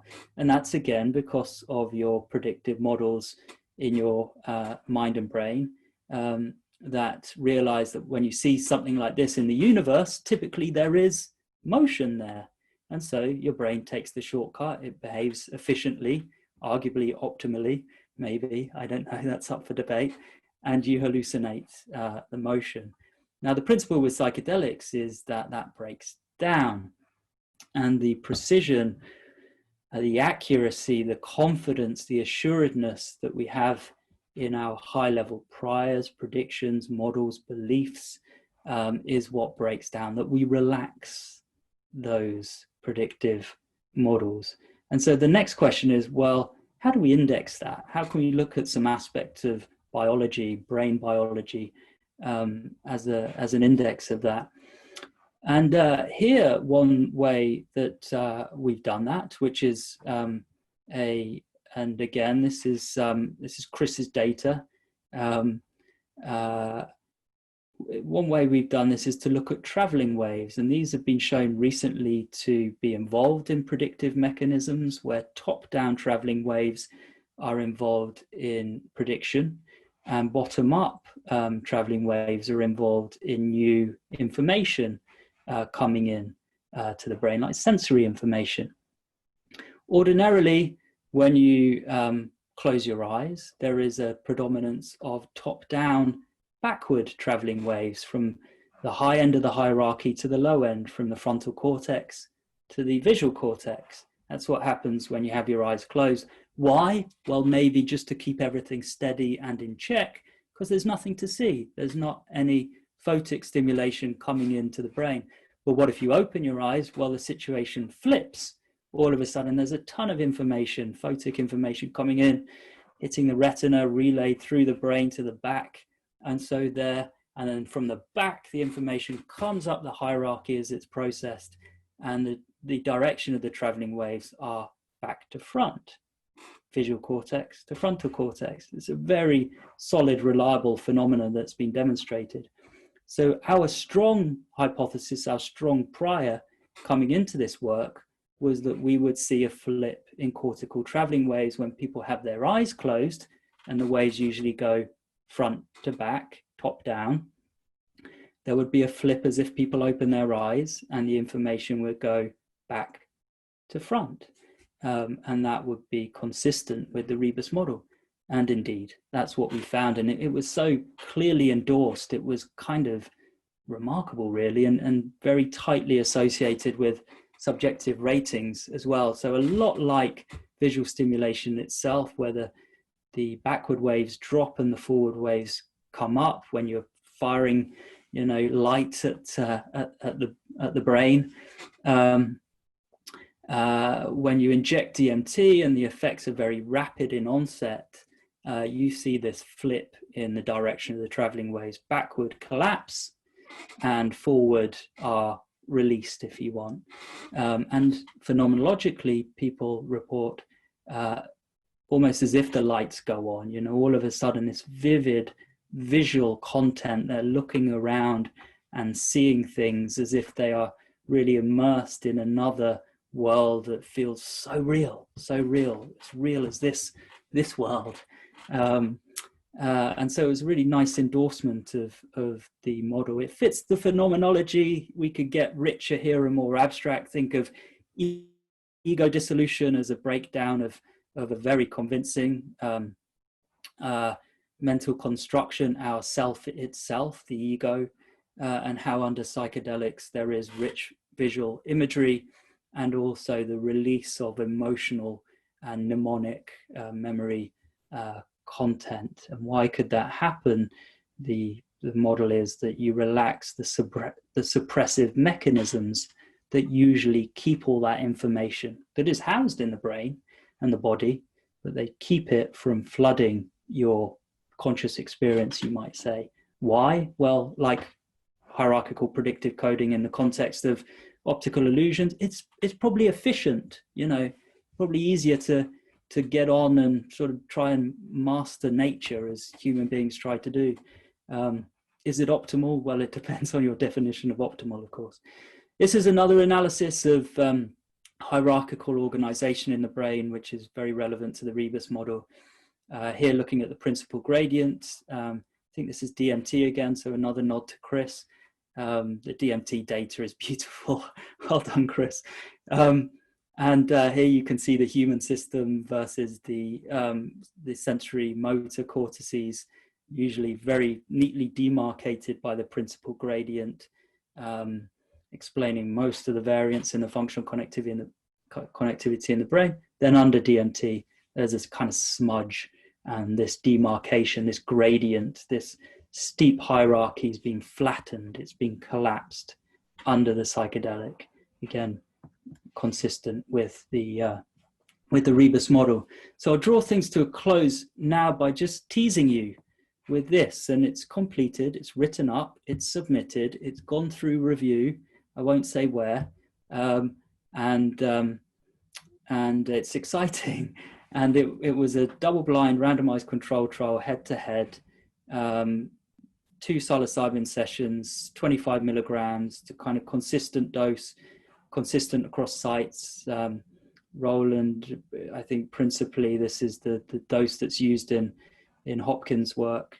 2 sessions, 3 weeks apart. After the first session, people receive placebo capsules in a blinded way for 6 weeks. They take 1 capsule for the first 3 weeks and 2 capsules for the remaining 3 weeks. Primary endpoint is 6 weeks. That's where we do the principal statistical analyses of the data. In the other condition, in the blue corner, people get a very low dose of psilocybin, presumed negligible activity. We took inspiration from Roland's research here, where by giving a very low dose of psilocybin, you can standardize expectation. I think that is a neat way to try and combat arguably the impossible, which is trying to blind and manage expectation and these kind of confounds in psychedelic research. But at least you can say everyone will get psilocybin. The dose will go up to 25, but you might not necessarily get 25. So that was the message to everyone. A day after that very low dose, 1 milligram, presumed negligible activity, people started taking escitalopram in a blinded way every day for 6 weeks. They took 1 capsule, and a capsule contained 10 milligrams escitalopram for the first 3 weeks. They took 2 capsules for the remaining 3 weeks, so 20 milligrams. 20 milligrams is a good solid dose of escitalopram. It's, I think, the maximal advised therapeutic dosage of this particular standard, conventional, very selective serotonin reuptake inhibitor, escitalopram, conventional antidepressant. I said I'd tease you, and I have to because the paper's under review. I can't tell you what the findings are, just that they're exciting, but it's a head-to-head. We look at a range of different outcomes. We also do functional brain imaging in the study.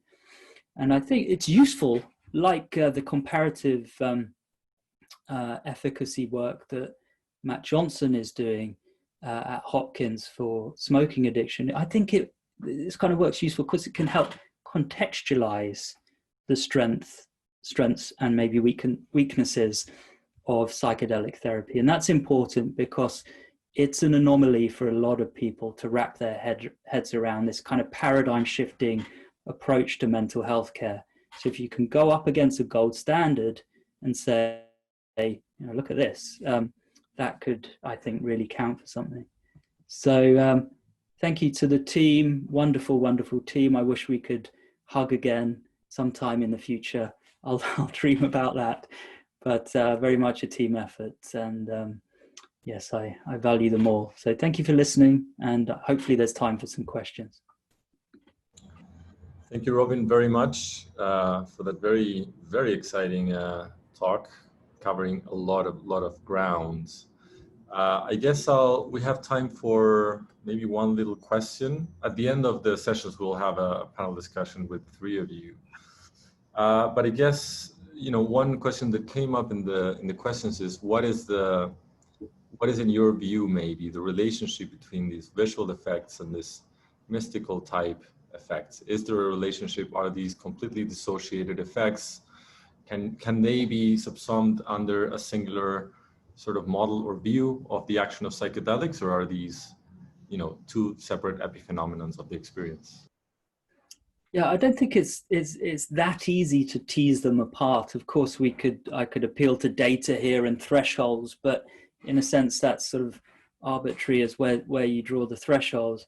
It has to be said that while we can tease apart different components of the phenomenology, they tend to move together.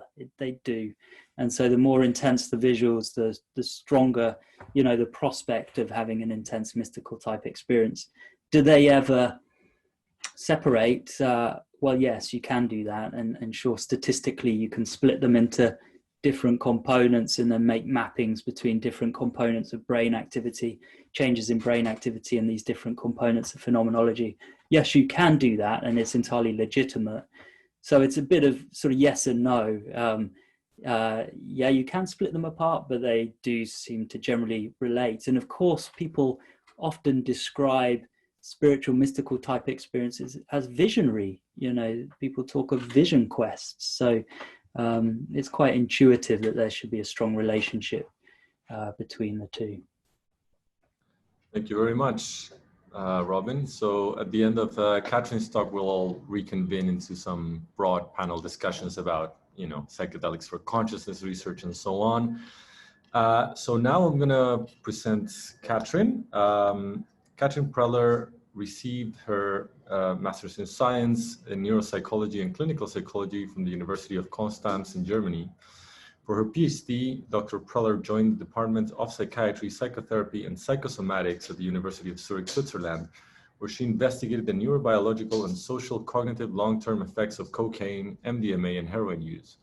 After completing her PhD, she joined the Neuropsychopharmacology and Brain Imaging Lab at the Psychiatric University Hospital in Zurich, investigating the effects of psychedelic substances on self-perception, social cognition, and multimodal processing using different brain imaging techniques.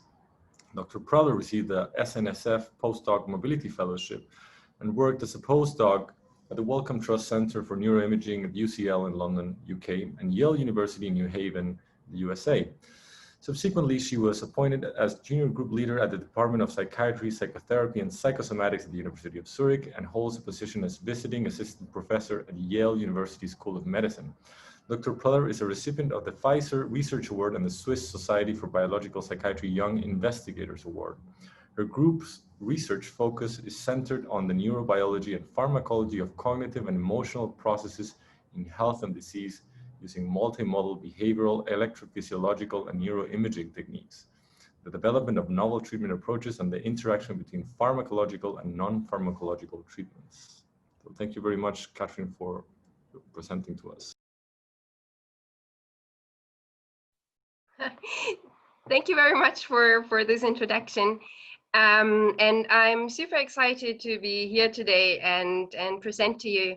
I have to apologize in advance because I fear that my talk will probably provide more questions than answers.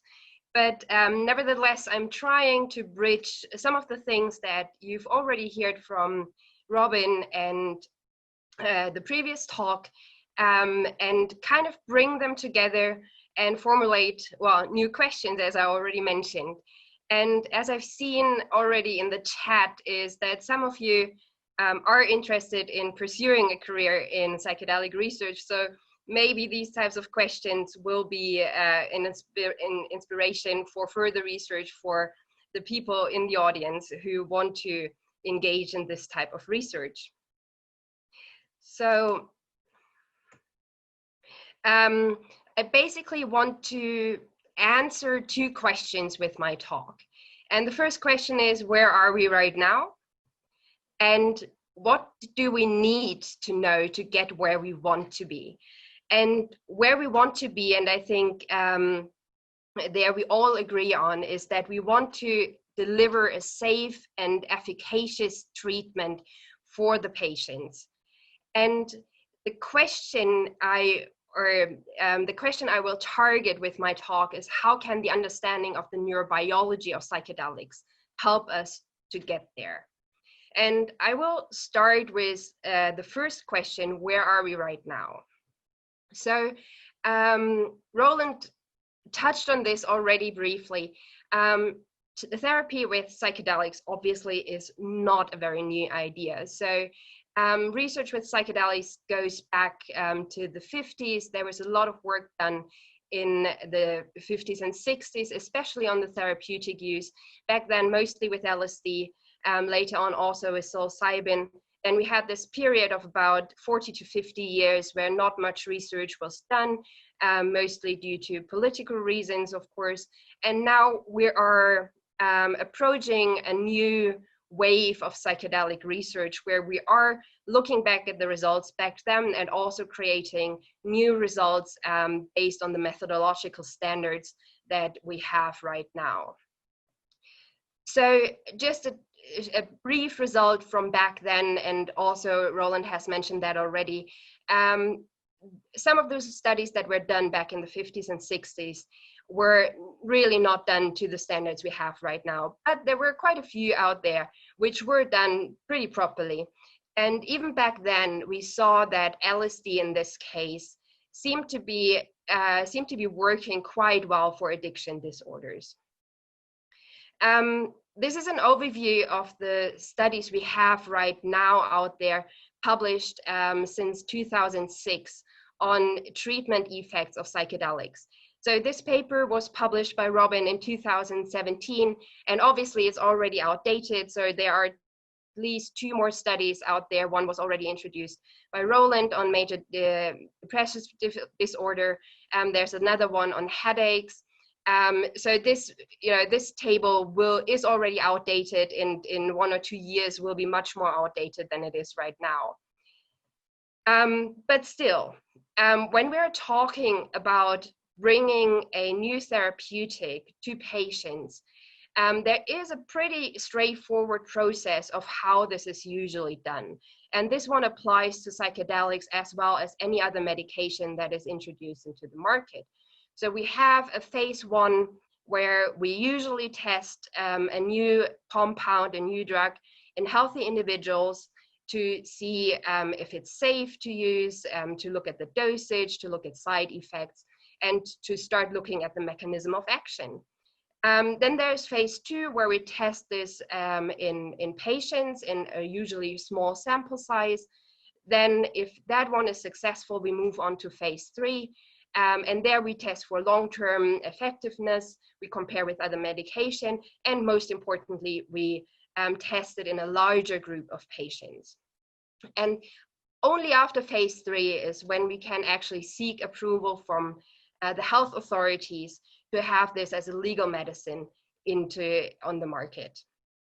Now, where are we with psychedelic research?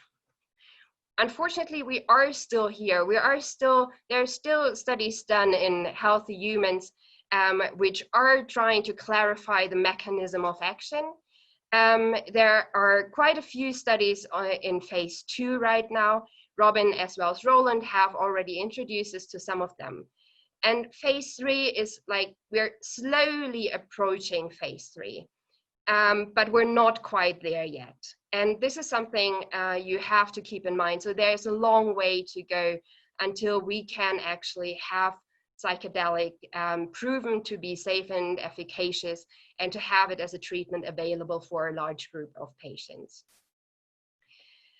So I quickly want to introduce you again to the design that we usually have for these phase 2 studies. This is a study we're currently running in Zurich for alcohol use disorder. So as I said, it's a rather small sample of participants. So we have 60 participants in this study. 30 of them are receiving psilocybin, 30 are receiving a placebo. They undergo screening to make sure that they are healthy enough to enter our trial. Then we have a baseline visit. Then we have the psilocybin or placebo session. After that, we do integration work once per week. Then we have a follow-up, and then we have a long-term follow-up where we follow these patients over a longer period of time to see if they are relapsing or how their drinking behavior changes. So the reason why I'm showing you this is because I want to point out, as Robin did in the previous talk, that we're here not talking about just administering a substance and hoping that it will do its magic. But psilocybin, or in general, psychedelic assisted therapy, is embedded in multiple weeks of psychotherapy and counseling. And this is something that we need to keep in mind when we're talking about psychedelic assisted therapy. So, as I said before, we already have quite a few of these phase 2 studies out there. But that doesn't mean that we've answered all the questions necessary. So first of all, we will need to show that psychedelics have clinically beneficial effects in large and well-controlled trials. So I'm talking about the phase 3 trials I showed before. But there are other open questions as well. So one open question is, well, what is the most effective dose or the most effective number of doses? That is something we don't know quite yet. And Roland briefly touched upon that, saying that, well, maybe the second dose is not even needed. And then another very important question is, what is the best psychotherapeutic approach for psychedelic assisted therapy? As I just said, the administration of the psychedelic is just one small part of a larger treatment program that our participants and our patients undergo. And what is the mechanism of action underlying the effects of psychedelics and clinical efficacy? And I strongly believe that this last question, understanding the mechanism of action, will inform, for example, the dose, the number of doses, or the psychotherapeutic approach that comes with the administration of the psychedelic. And this is kind of where the next part of my presentation will lead to. What can we tell from what we know about what these substances do in the brain, and what questions does it answer, and which questions does it open in terms of how we should deliver the best therapy for our patients. And there are quite a few possible mechanisms of action, and I will show you a few examples. I can't provide you with an exhaustive list. There are so many hypotheses out there. Some of the mechanisms I'm suggesting have already been touched on by Robin as well as by Roland, but let me go through them quickly. So we've already heard a lot about the serotonin to A receptor system.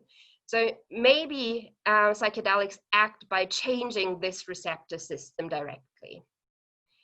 We've already heard about induced neuroplasticity as well, and alterations in brain networks, as Robin already alluded to. There might be alterations in reward and emotion processing. There might be insight in dysfunctional behavior, as Roland already told us. There might be increased social connectedness. So I will start with showing the evidence that we have on direct alterations of the serotonin to A receptor system first, and then try to point out what exactly we can derive from the data we have so far. So you already know that we've gone through that multiple times now. Psychedelic or serotonergic psychedelics are agonists at the serotonin to A receptor, so they stimulate this receptor directly. Robin also said that before, if we acutely block the serotonin to A receptor, so we administer a substance first which blocks the receptor, and then administer the psychedelic, our participants basically have no subjective effects. They don't feel that they took a psychedelic. And this is true for psilocybin as well as for LSD, at least at the doses we administered here. So as you can see in these tiny little bar graphs down here, if you administer catanserin, which is the serotonin to A antagonist, so the blocker, if you administer that first, our participants are not able to distinguish whether they had placebo or have taken the psychedelic afterwards. So the serotonin to A receptor is really, really important. But what does that mean now for long-term effects of a psychedelic? So can we now think that by changing the serotonin to A receptor system, that this might have long-lasting effects and might underlie these changes, these beneficial changes that we see in the patients? Well, so far there's only, to my knowledge, one study out there which really closely looked at that. And they administered a PET tracer. So they looked at how many receptors are available 1 week after someone has taken a psychedelic. And what you can see here is that the number of receptors available in the brain does not change after a psychedelic was administered, at least 1 week after. So looking more closely, which is panel B here, is, panel B. Well, there are changes, but some of these patients, it seems like it's going into different directions. For some people, there is more receptor availability 1 week later. For some, there is less receptor availability 1 week later. And in the mean, it's basically the same thing. So there seems to be quite high individual variability here. So now what does that mean for us, right? For the people who want to deliver psychedelic assisted therapy? Well, so for this hypothesis that alterations in the serotonin 2A receptor system may underlie clinically meaningful effects. Well, first of all, there's right now no evidence for long-term changes in humans so far, except for this study, which has been somewhat inconclusive. But that kind of poses another question. Well, if we really think that serotonin 2A receptor system or long-term changes in this receptor system are underlying clinical efficacy, well, is the conscious experience then even necessary? And this is something that Roland already told you about. This is an ongoing debate. But for long-term changes in the serotonin 2A receptor system, you probably wouldn't need the conscious experience. So this study hasn't found any changes, right? So maybe that would change if we give people multiple doses. Maybe this one dose just wasn't enough to induce changes in the serotonin 2A receptor system. But there could also be another hypothesis. We've seen there is quite a lot of inter-individual variability here. So maybe that tells us that there might be a signal in the baseline situation that could tell us, well, these people may respond well to the drug, whereas others may not. So it might be a stratifying factor for individuals, for those who respond well, whereas others don't respond.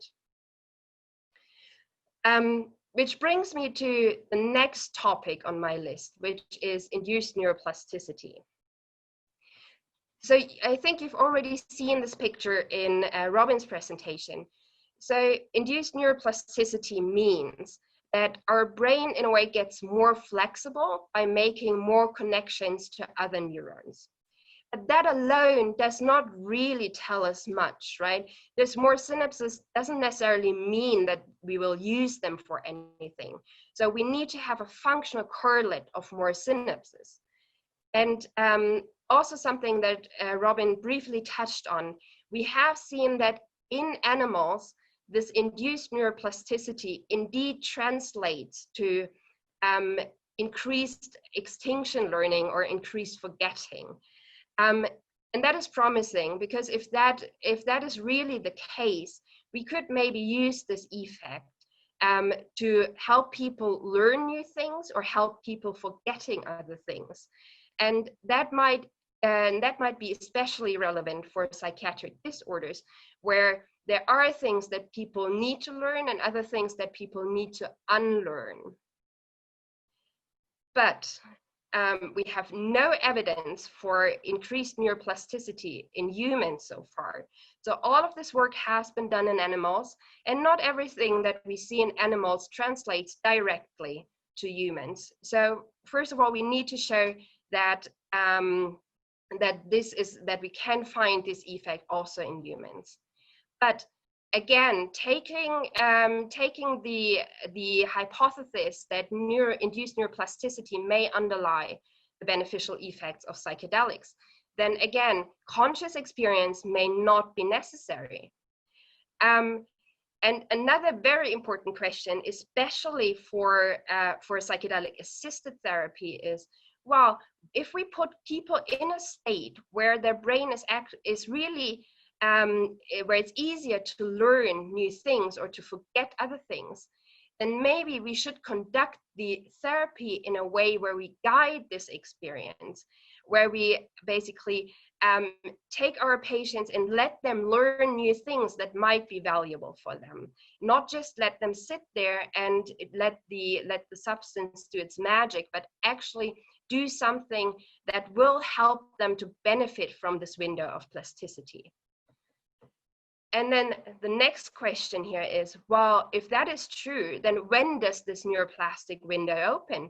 Is it the acute experience? Is it post-acute? When can we leverage this effect?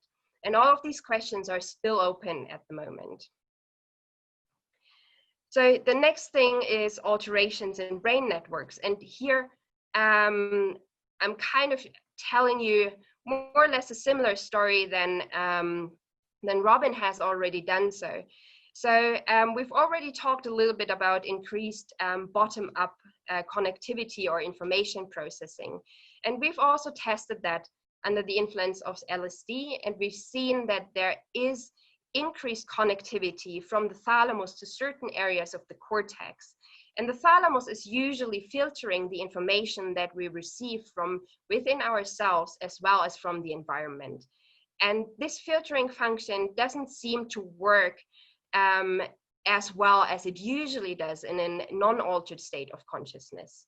So we have a disinhibited filter sending more information into some parts of the cortex. And we've also looked at functional connectivity, of course, and you've seen a lot of these pictures already. So there are changes in functional connectivity, and I'm not going to go into the details, but what we've seen with one of the methods that we used here is that we have a higher integration of sensory processing, which is kind of what participants also tell us. It's a really highly sensory state. But other areas which are usually responsible to make sense of all the sensory information that we are receiving from the world as well as from within ourselves. So these areas are loosely connected to the rest of the brain. So it is possible that we are not able to integrate this information, that we're not able to really have a coherent picture of ourselves and the world in that state. And that is usually what people also report.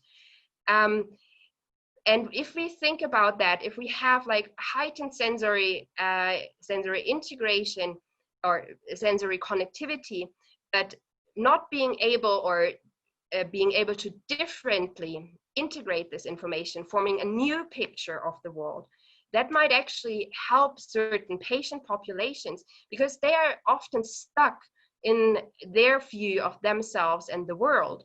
And if we can loosen this up by integrating the information around us and within us in a different way, then we could help them to get rid of rigorous thinking patterns and perceive themselves as well as others in a new way. But again, all of these things are acute effects. So we're still talking about long-lasting effects after a single or maybe 2 doses of psychedelic. And people in Roland Griffiths' group have looked at alterations in connectivity at baseline 1 week after administration of psilocybin and a month after administration of psilocybin. So and what we see here is that there are some persistent effects in changes in how our brain is organized, even up to 1 month after administration. So that might hint to something underlying a long-term effect. The other thing that I think is important here is that in another study, we have shown that the way the brain is organized in our usual state, so under placebo, is correlated with the alterations that we see once we have given our participant a psychedelic, in this case psilocybin. So the way our brain is organized might be predictive of how we react to the substance. So again, what does that mean now? Well, first of all, we need to gather more information on the post-acute effects of a psychedelic. So the study done by Roland Griffiths is really the only one we have so far on the long-term effects of changes in connectivity after administration of a psychedelic. Again, maybe the way our brain is organized in our usual state might be predictive of how we react to the substance. So it might again be a stratifying factor for some people who react positively to the substance, whereas others react negatively to the substance. And that will be highly important once we target larger patients group, because you want to, it's really good if you have some kind of indication whether someone will benefit from the treatment or not. And obviously that opens up another question. So is now the acute experience important? Is the opening of rigid thinking patterns the important thing here? Or is it really more the long-term effects on how the brain is organized? And again, that also poses the question, well, what is it now? Should we interfere with the acute experience? Should we let people lie there and have their experience and then trust that the networks will reorganize themselves? Or should we try to guide them and get them out of the, or at least support this getting out of rigid thinking patterns? And if it is really true that people benefit from escaping rigid thinking patterns, when and how can we leverage this? So should we do something to support that? So that brings me to the next possible mechanism of action. So alterations in reward or emotion processing. So we've seen in multiple studies in our lab as well as in various other labs across the world that psychedelics reduce the processing of negative information acutely. So this is a picture of the amygdala, which is basically our emotional center. And if you show participants negative pictures under the influence of psilocybin, their amygdala will not be as reactive as it usually is. And this is particularly important if we're thinking about depressed patients, because when you do exactly the same thing with depressed patients, you will see that their amygdala lights up even more than healthy participants. So a psychedelic could reduce this negative bias and therefore maybe even help them to approach and process negative life events that might contribute to their illness. But again, this is an acute effect. So what happens after a week and after a month? And again, this is work out of Roland Griffiths' lab. They have done the same paradigm as we have done acutely, measured 1 day before psilocybin, 1 week after psilocybin, and 1 month after psilocybin.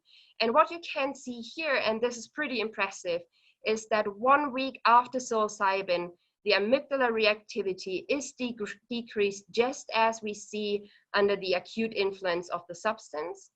And then it basically goes back to more or less baseline levels after a month. So there is first evidence of a long-term effects of alterations in how our brain processes emotional information after administration of a psychedelic. But then, as it happens so often in science, and psychedelic research is not an exception here, we find controversial results, right? Contradictory results. And this is a result that is coming out of Robin's lab with a depressed population. And what we see here is the morning after these depressed patients have received their psilocybin session. And what you can see here is that the amygdala reactivity is indeed increased. But it has to be noted here that this was the morning, not the week after. And this was done before any integration therapy has happened. So what could have happened here is that there is some kind of emotional processing, emotional turmoil after the psilocybin session, maybe because of this reduced amygdala reactivity under the acute influence, which brought up a lot of emotions that need to be processed and then need to be integrated. And then we go back into a state of decreased amygdala reactivity. But obviously that is an open question. So what does that mean? So first of all, we need to gather more data on the long-term effects in clinical populations. So not just the day after, but really what happens after a week, what happens after a month. And that also asks the question, so is integration therapy then necessary to achieve these long-term improvements in emotional processing? So it's if we have this increased reactivity the next day, that could mean that it is really vital to then sit down with the patients and discuss what they have experienced and integrate this information. It also asks the question, well, does that mean now if we have this decreased reactivity during the acute state, might that be a good time to actually confront people with negative life events so that we can bring up this emotional state, that they have a chance to process these things? Might that be helpful? And the other question that comes up, looking at the data we see the next morning, do we maybe need to provide additional support during the post-acute effects? So the next morning, when there might be a state of increased emotional arousal, do participants maybe or patients maybe need help to navigate this state? Which then brings me to the next point, increased insight into dysfunctional behavior. We've already talked a little bit about this. So even in healthy participants, we see a dose-dependent effect where people describe insightfulness. We also have seen that there are neurocorrelates of insightfulness, which we see here. And importantly, and this is something you have already seen today by Roland, is that acute insight effects might be contributing to decreases in anxiety and depression. So again, what does this mean? So for me, the most important question is, how can we transform these acute insight experiences into beneficial long-term outcomes? Because that is another task for the therapists. So the acute insight, maybe it doesn't need to be transformed because it's informative enough, but we have to assume that some of the patients may need help to integrate this insight and transform it to something that they can do or change in their everyday life. And the question is, what is the best way to do that? The other question is then, of course, well, if we accept increased insight as the underlying mechanism for clinical efficacy, does that mean that we need really high doses for clinical efficacy? Because with the dose also the insightfulness increases. And what does that then mean for these anecdotal reports of beneficial effects of microdosing? And that brings me to the last point I want to cover today, which is increased social connectedness. So I'm not going to go through all of these results in detail, but there is quite a consistent picture now that shows that psychedelics at least acutely increase emotional empathy. They decrease social rejection sensitivity. They increase altruistic behavior. So it's pretty consistent that at least acutely, we have this feeling of being more connected to other people, either around us or even people that are not present at this particular point in time. So there is a huge social component to psychedelics. And also when we test this, like this study has done in long-term effects, we see that at least for some effects, for some of the results, this seems to be stable across time. So we see increased emotional empathy, also 7 days after administration, at least for negative emotion. So there seems to be something that is long-lasting again, and always if it's long-lasting, it might be a really interesting candidate mechanism for clinical efficacy. And this is also something a patient said in the tobacco addiction trial that Roland also mentioned before. And what this is supposed to show is basically that patients are engaging more in social activities after they have received psilocybin. So even in a clinical population, we have evidence that it has some effects on how people behave socially and how they process social information after receiving this therapy. And again, what does that mean for us? So first of all, we need additional long-term data, because this is really one of the very few studies that I showed you that has assessed social cognition or social processing after administration of a psychedelic. So we need more data on how this affects us in the long term. Then does that mean that also the therapist-patient relationship changes after we have administered a psychedelic?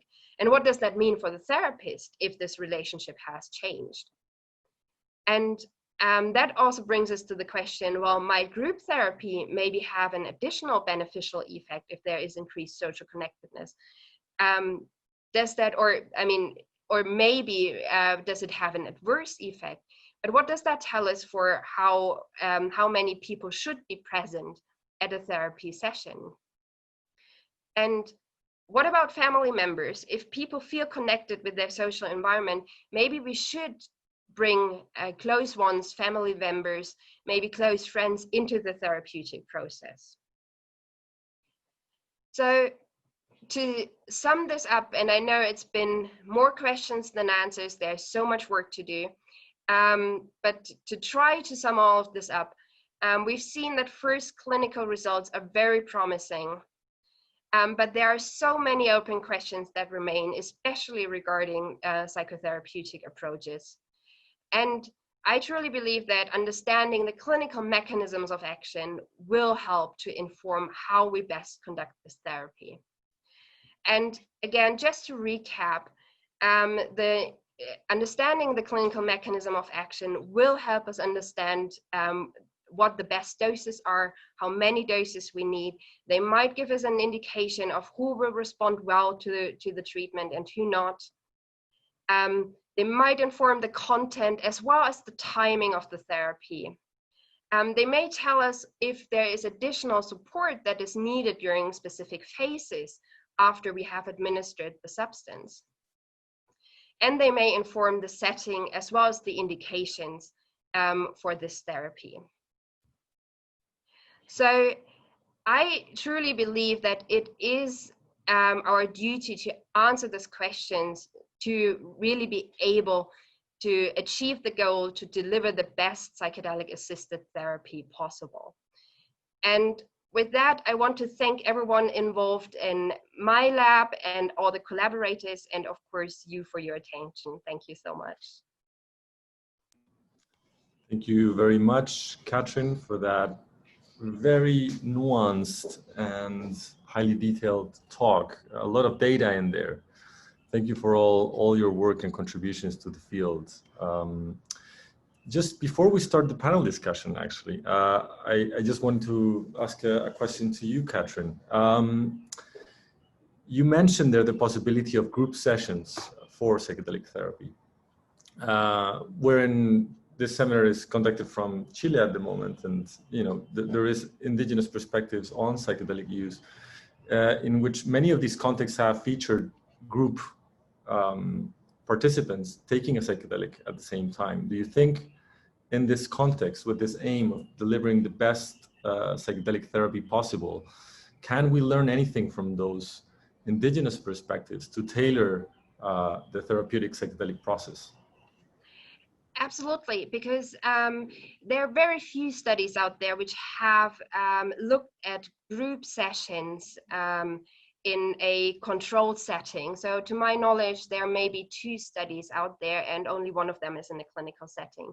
So I think we should definitely look at how this is done in a more traditional context to see what people do, how they ensure safety, what they look out for as risk factors, how they manage potential adverse reactions of single participants, and how it affects group dynamics. So I'm absolutely convinced that there is a lot to learn there.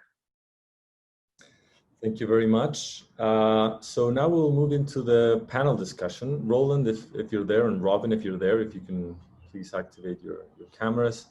So I'll just like to start with a question for Roland, and please, after Roland answers, feel free, Katrin and Robin, to just chip in into the discussion. So Roland, you mentioned, and I think across the talks, keeping this idea of psychedelics as having a potential strong effect in consciousness, and that effect in consciousness having a therapeutic implication, right? So Roland mentioned the importance of the mystical type experience, or the spiritual, or peak experiences, as a possible mechanism of action. And there's also another mechanism mentioned by Roland, which is the experience of psychological insight, which is very related to more traditional approaches to psychotherapy. One question that comes to mind immediately is, when we try to unpack this relationship, can we think of them as really separate phenomenon, or is there an overarching mechanism here in which the mystical type experience might also leak into psychological insight mechanisms? Yeah, let's see. Good question, Tim. Let's see. So the two can obviously overlap, and very often, if someone has a mystical type experience, they'll ascribe properties to that experience that are of insight.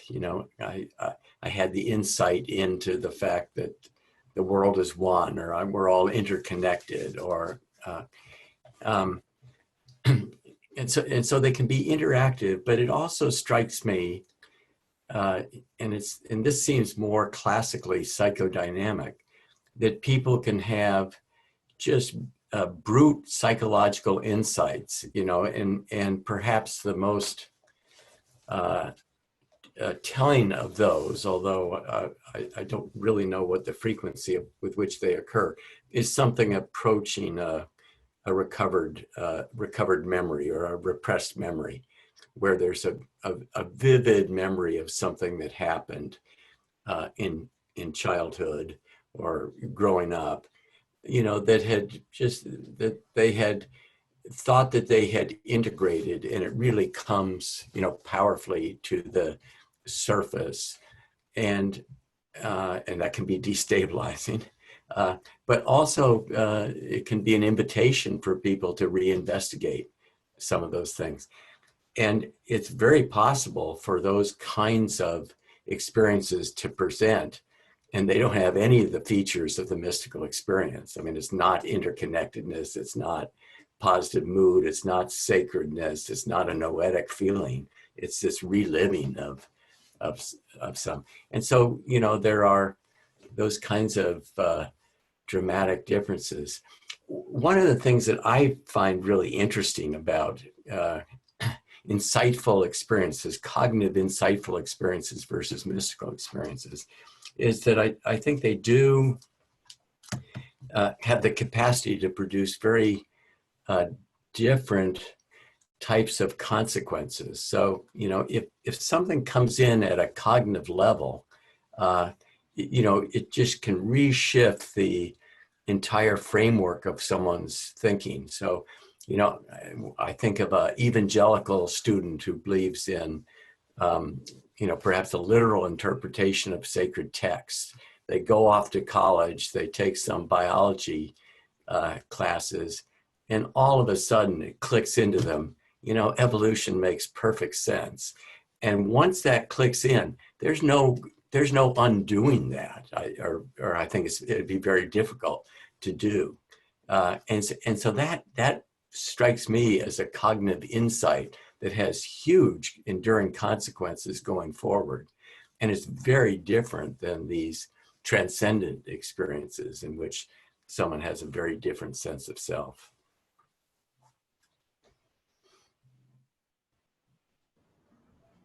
Thank you very much. In that same sort of vein, the possibility, as Katrin mentioned, aiming to tailor the best psychedelic experience possible for therapeutic effects. We have these two potential mechanisms over here, right? The mystical type experience and this more psychological. It's more of a personal process that people undergo that may be associated to these therapeutic effects.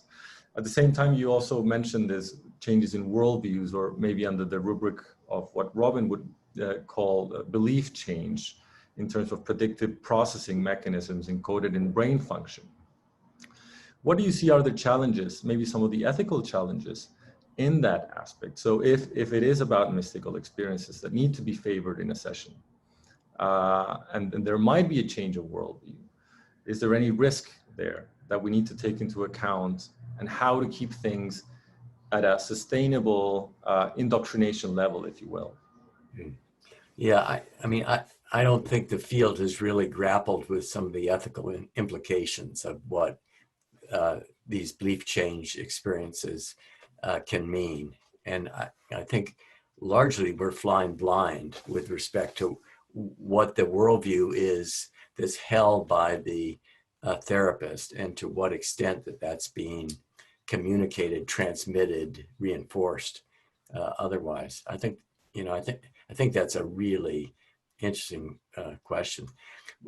But going back a little bit to what you're saying about insightful, I mean, one of the things that the model that we have been working with is this high dose experience. But there are so many arbitrary features to what we have investigated, and there was this whole literature on psycholytic experiences, that is the therapeutic use of these substances in the context of therapy. And I think that all needs to be reinvestigated, and in that case, at a lower dose, ongoing therapeutic interactions or discussions and cognitive manipulations make more sense. And my sense is that they don't make that much sense if you get up into those higher doses, because that cognitive stuff just gets in the way and gets confusing.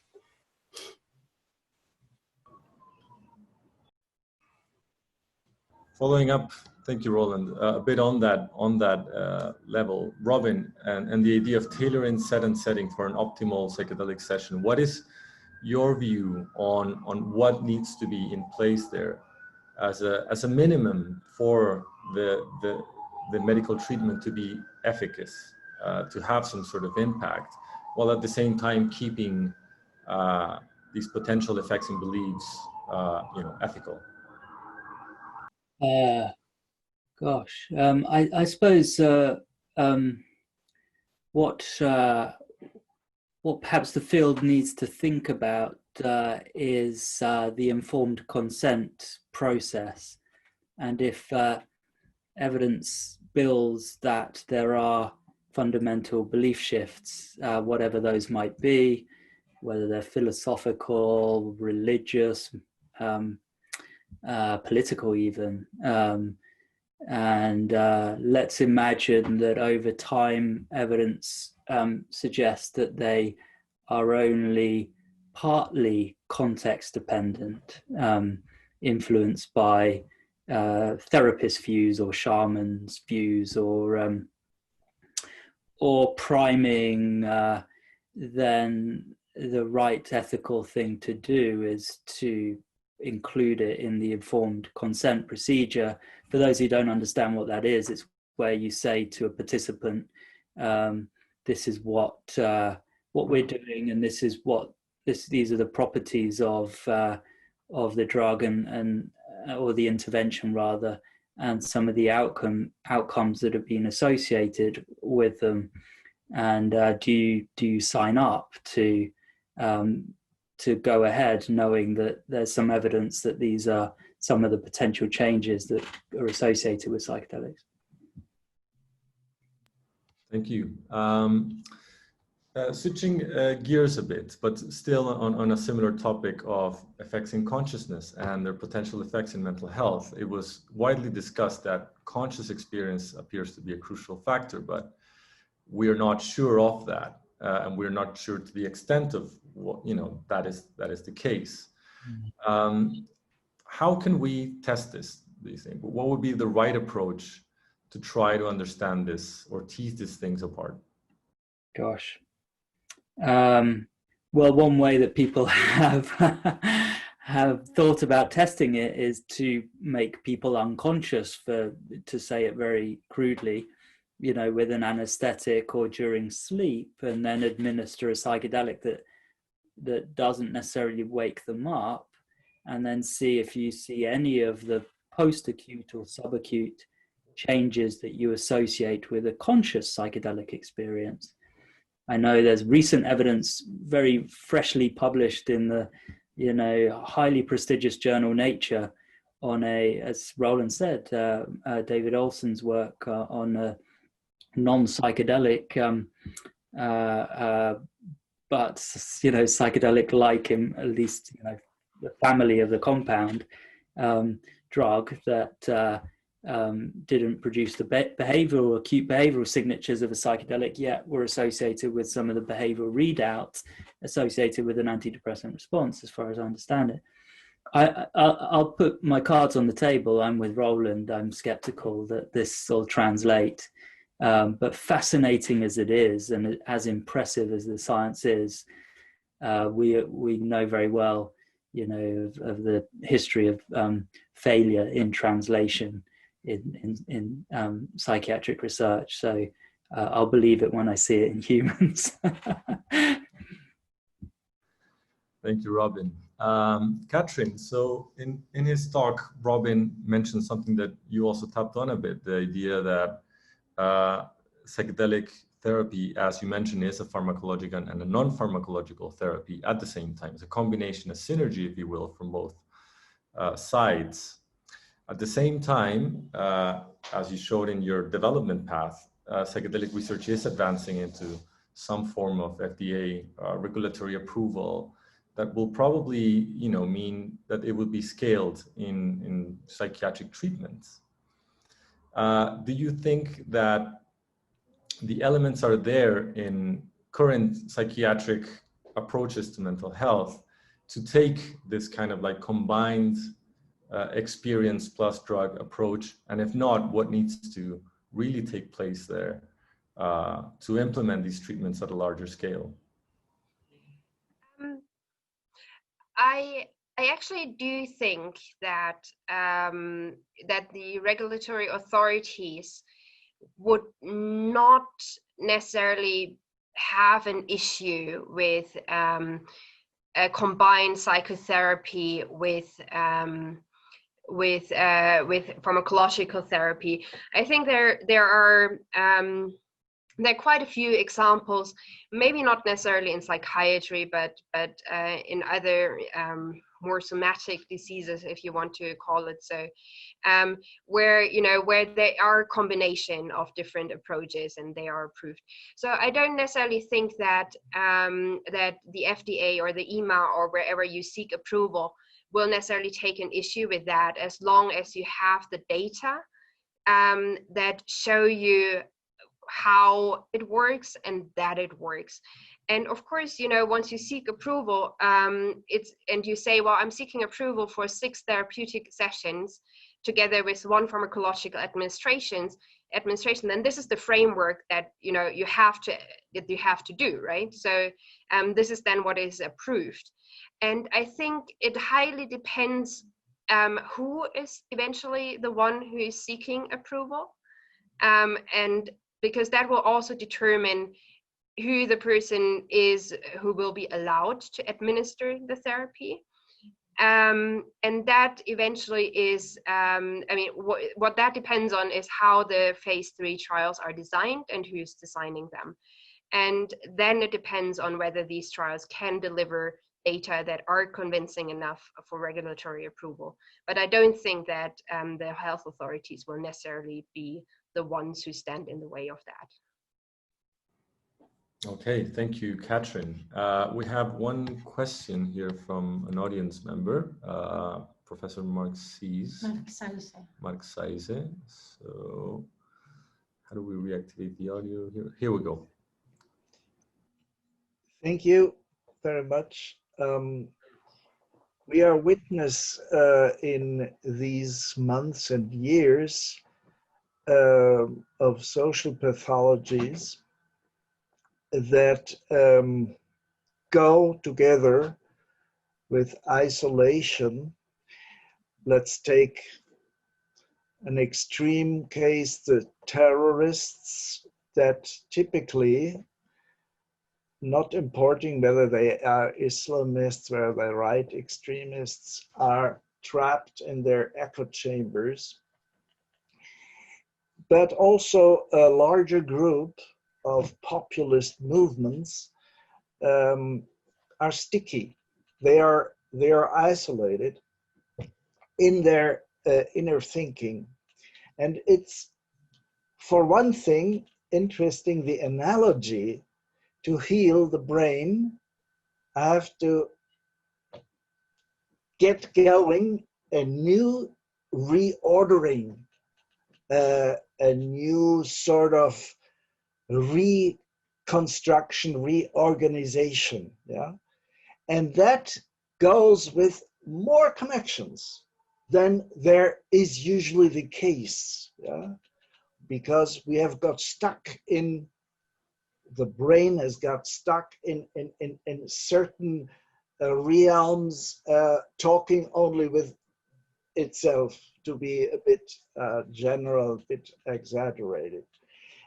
In the social scale, the political scale, there are very, very analogous things going on. And I personally, I'm sure that good therapy is necessary for all of us, but especially for the people who are in this sort of inner traps, socially deceased. And a lot of evidence that you have presented points to that more social empathy, more social connectedness, more insightfulness can happen in a sort of integrated therapy using psychedelics. So, yes. Thank you. Thank you for that comment. Interesting one. I'd like to refer to you to the work of our colleague, Leo Roseman, who's actually studying possibility of reconciliation between Arabs and Palestinians, Palestinians and Jewish groups in Israel, on that same sort of topic of like the possibility of affecting group dynamics that have long historical and cultural conflict in that regard, as a way of, enhancing social cohesion in that term. So there's we lost Robin, unfortunately. He had to take care of family duties, but we can continue still for about 15 minutes with Roland and Katrin, if that is okay with both of you. I'd like to, we can shift gears into something much more, a bit broader. I was thinking about maybe the brain, but I think we can still keep it at the high level for now.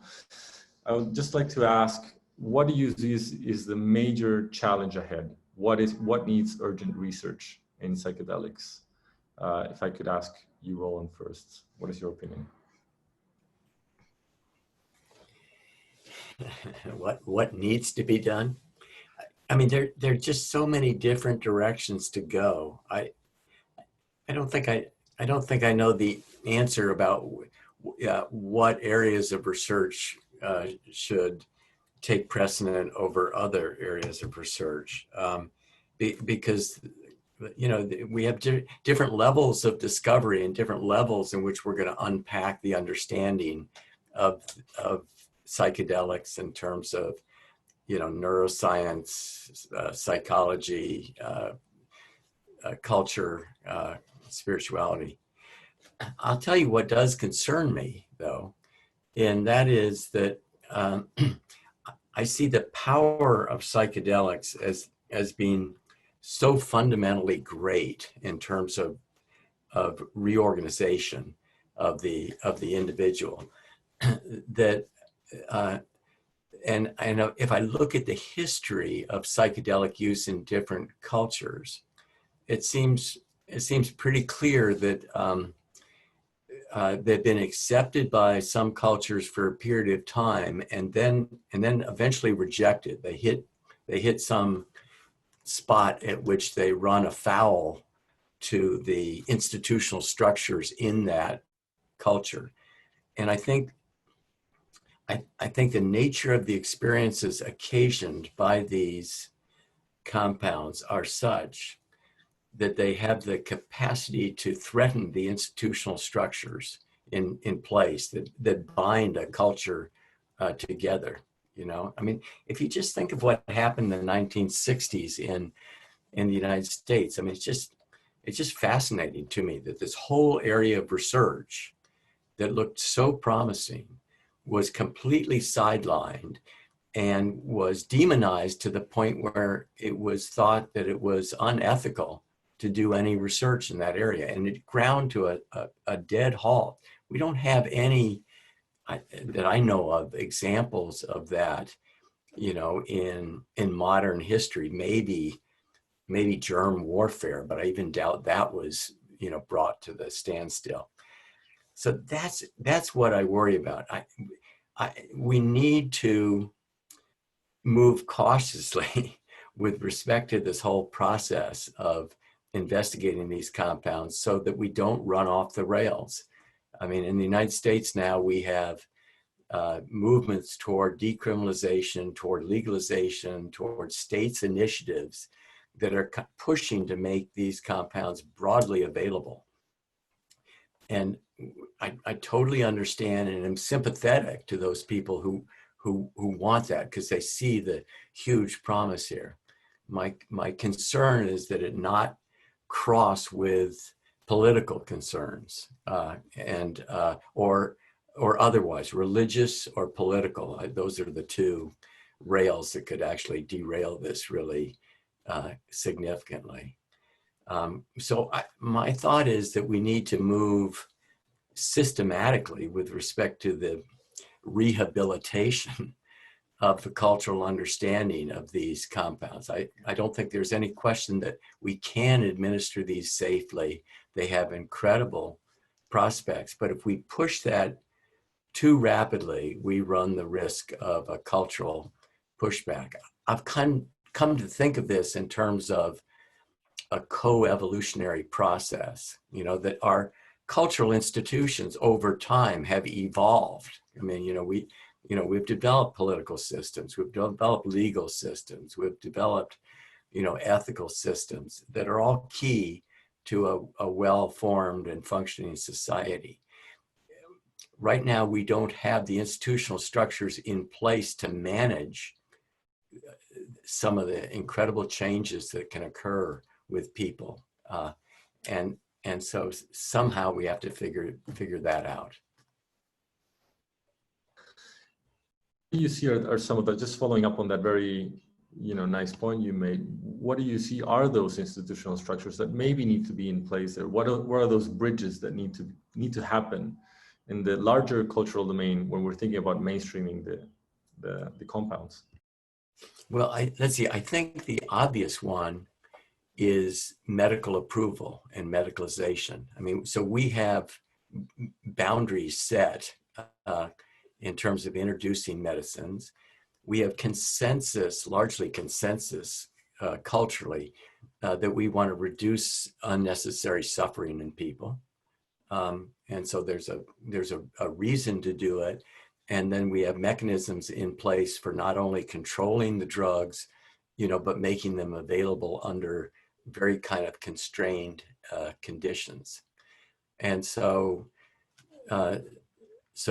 my interest has been in supporting that. there are those in society that are really frustrated by that. They feel like that's moving way too slowly, that we need to push these out. They're too valuable to leave in the hands of doctors.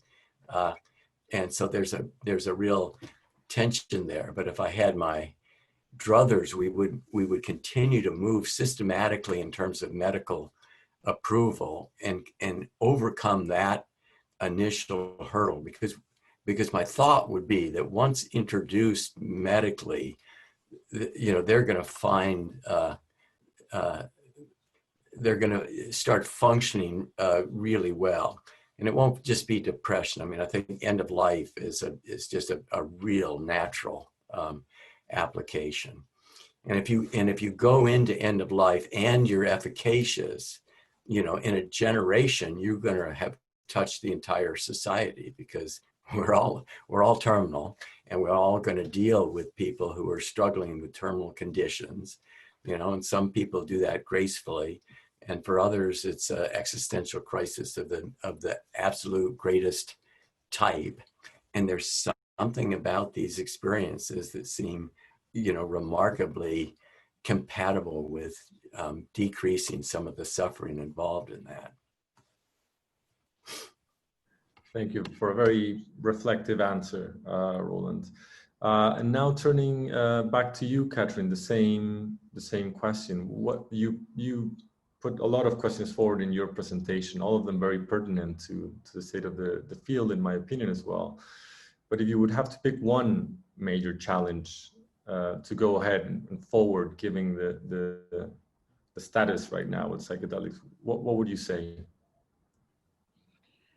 Well, if your question is which is the question we should answer first, as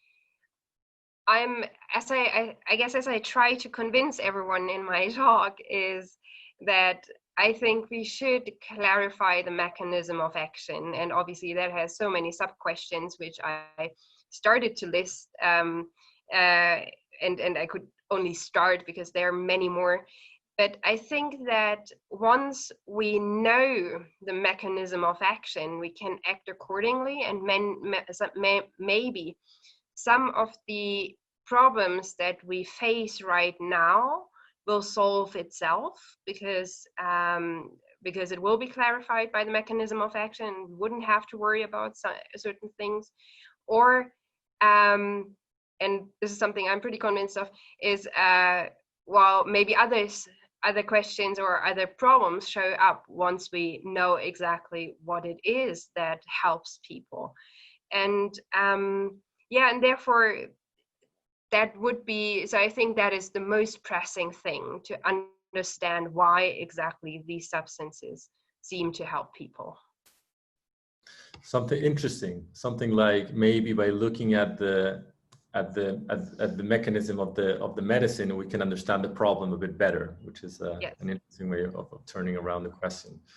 And in that, we'll take a couple of participants' questions, some audience members' questions. And I think here on the topic discussing, if either you, Roland, or Katrin, see if there is any circularity between what diseases or disorders we want to heal and what disorders are produced by some of the geopolitical institutions that could be affected by the use of psychedelics. Is there a circularity? And if so, what is kind of like that nature that, psychedelics can help?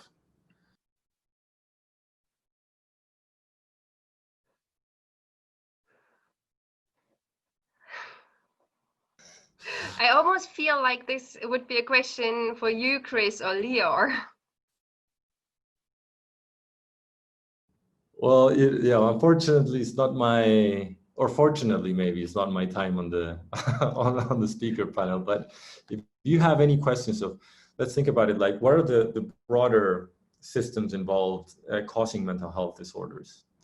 What is the place for psychedelics in those elements? Which at the same taps onto what Roland mentioned on some of the potential problematic aspects of that, in which pushback can happen, psychedelics acting on these larger systems. But if there is something about the environment, say socioeconomical conditions affecting and generating mental health disease. In what way do you think psychedelics can be inserted, for example, in very difficult socioeconomical populations? Okay. Let's see. Let me just address that by reflecting on the nature of the kinds of transformations that people have when they have these so-called mystical type experiences. So these experiences, and you know, there's nothing magical about this. We all know this, you know, that we're all in this together, right? I mean, this has to do with the existential question of being. You know, how is it that we, as these highly evolved creatures that can walk and talk and navigate, and we've developed language systems and mathematic systems and stuff like that, you know. But the most astonishing piece of that is that if we reflect on it, we are self-aware, you know, and we needn't be, and that's pretty astonishing. We don't understand it. And from that, for me, arises this incredible sense of humility and gratitude at the mystery of it all. I mean, and that's all it is this huge, astonishing mystery. But what flows out of that, outside of the gratitude and the appreciation, is that we are all in this together. I mean, we recognize that's our dilemma, and then we recognize it in everyone's eyes that we look into, and we know that they're in that same situation. And from that flows this sense of compassion. And so there's something very important, I think, to the very nature of ethical standards and morality that flows out of that. That's probably been the bedrock of many religious traditions. And so that's where I see the actual huge impact these can have. If we can understand that the nature of those experiences and the ethical implications of them, then we change the entire thing. And so all of the social problems can, you know, boil down to, you know, questions of greed and unfairness, right? And so that's where ultimately this goes. But strategically, there's no way to get there from here, you know, in a straight line, because our culture is just not ready to address those kinds of questions. We don't have funding to do so. We don't know, and we don't have the institutional structures to support that. Thank you very much. That's another very reflexive and actually quite a beautiful answer. Thank you. So maybe to end, we'll end with a question from one of the attendees. And I think it taps onto this element that you're saying, I think, Roland, that there seems to be something about these substances that they reconnect that aspect of experience, you know, that appeals to the intuitive, the aesthetic, the beautiful, the mystery of it all, and so on. And with that in mind, a lot of new people, students, researchers, even that they have their own track already, are very interested in getting into the field. What, again, keeping with the possibility of enacting some sort of important change, in what way can we channel the, you know, this kind of like positive motivation that people have around the study of these substances, if they want to become psychedelic researchers themselves or contribute to the field in any sort of way? I will try to give an answer which will not fit everyone, of course. But I mean, right now we are in a state where in most countries of the world, psychedelic therapy is really just legal in research settings. So if you want to become directly involved as a researcher or a therapist, my advice is usually, well, before you do research with psychedelics, become a good researcher. And that means be clear about what exactly you want to investigate, what exactly you want to know, what you want to get from working with these substances. and have the right expectations and bring the right skills, because it seems I get approached by students every once in a while who think that all we do in the lab is sit together and trip. That is not the case, right? That is definitely not the case. What we need is really good therapists and rigorous researchers, and try to get these skills. There are many opportunities by doing internships, by working with research groups at your university, by doing good therapeutic training, and then you can apply these skills more or less easily to working with psychedelics. But these skills will be the fundament on which you build your career on working with psychedelics. Yeah, let me just reiterate that. That's exactly what I say to people too. I mean, you need a skill set to bring to bear on this, and so it's certainly not enough to be interested in psychedelics. You need to develop a toolbox, if you will, and that can be very personalized. I mean, if you're interested in therapy, if you're interested in the nature of behavior change, if you're interested in neuroimaging, if you're interested in synthetic chemistry, all of those are great topics that can contribute to this. But then I would go beyond that. It's not just science, that's going to impact this. I mean, we do need to build up the cultural welcome mat to bring this in. And there's a larger project at hand here, because it goes, in my view, beyond psychedelics. It goes to altered states of consciousness more broadly, and the implications of those. And so people who are interested in breath work or prayer or cultural change, stay awake. It's the larger project, as I see it, is the awakening, getting us to wake up to the fact that we're all in this together. Psychedelics are one tool to do that, but if we can converge on that, then we all benefit.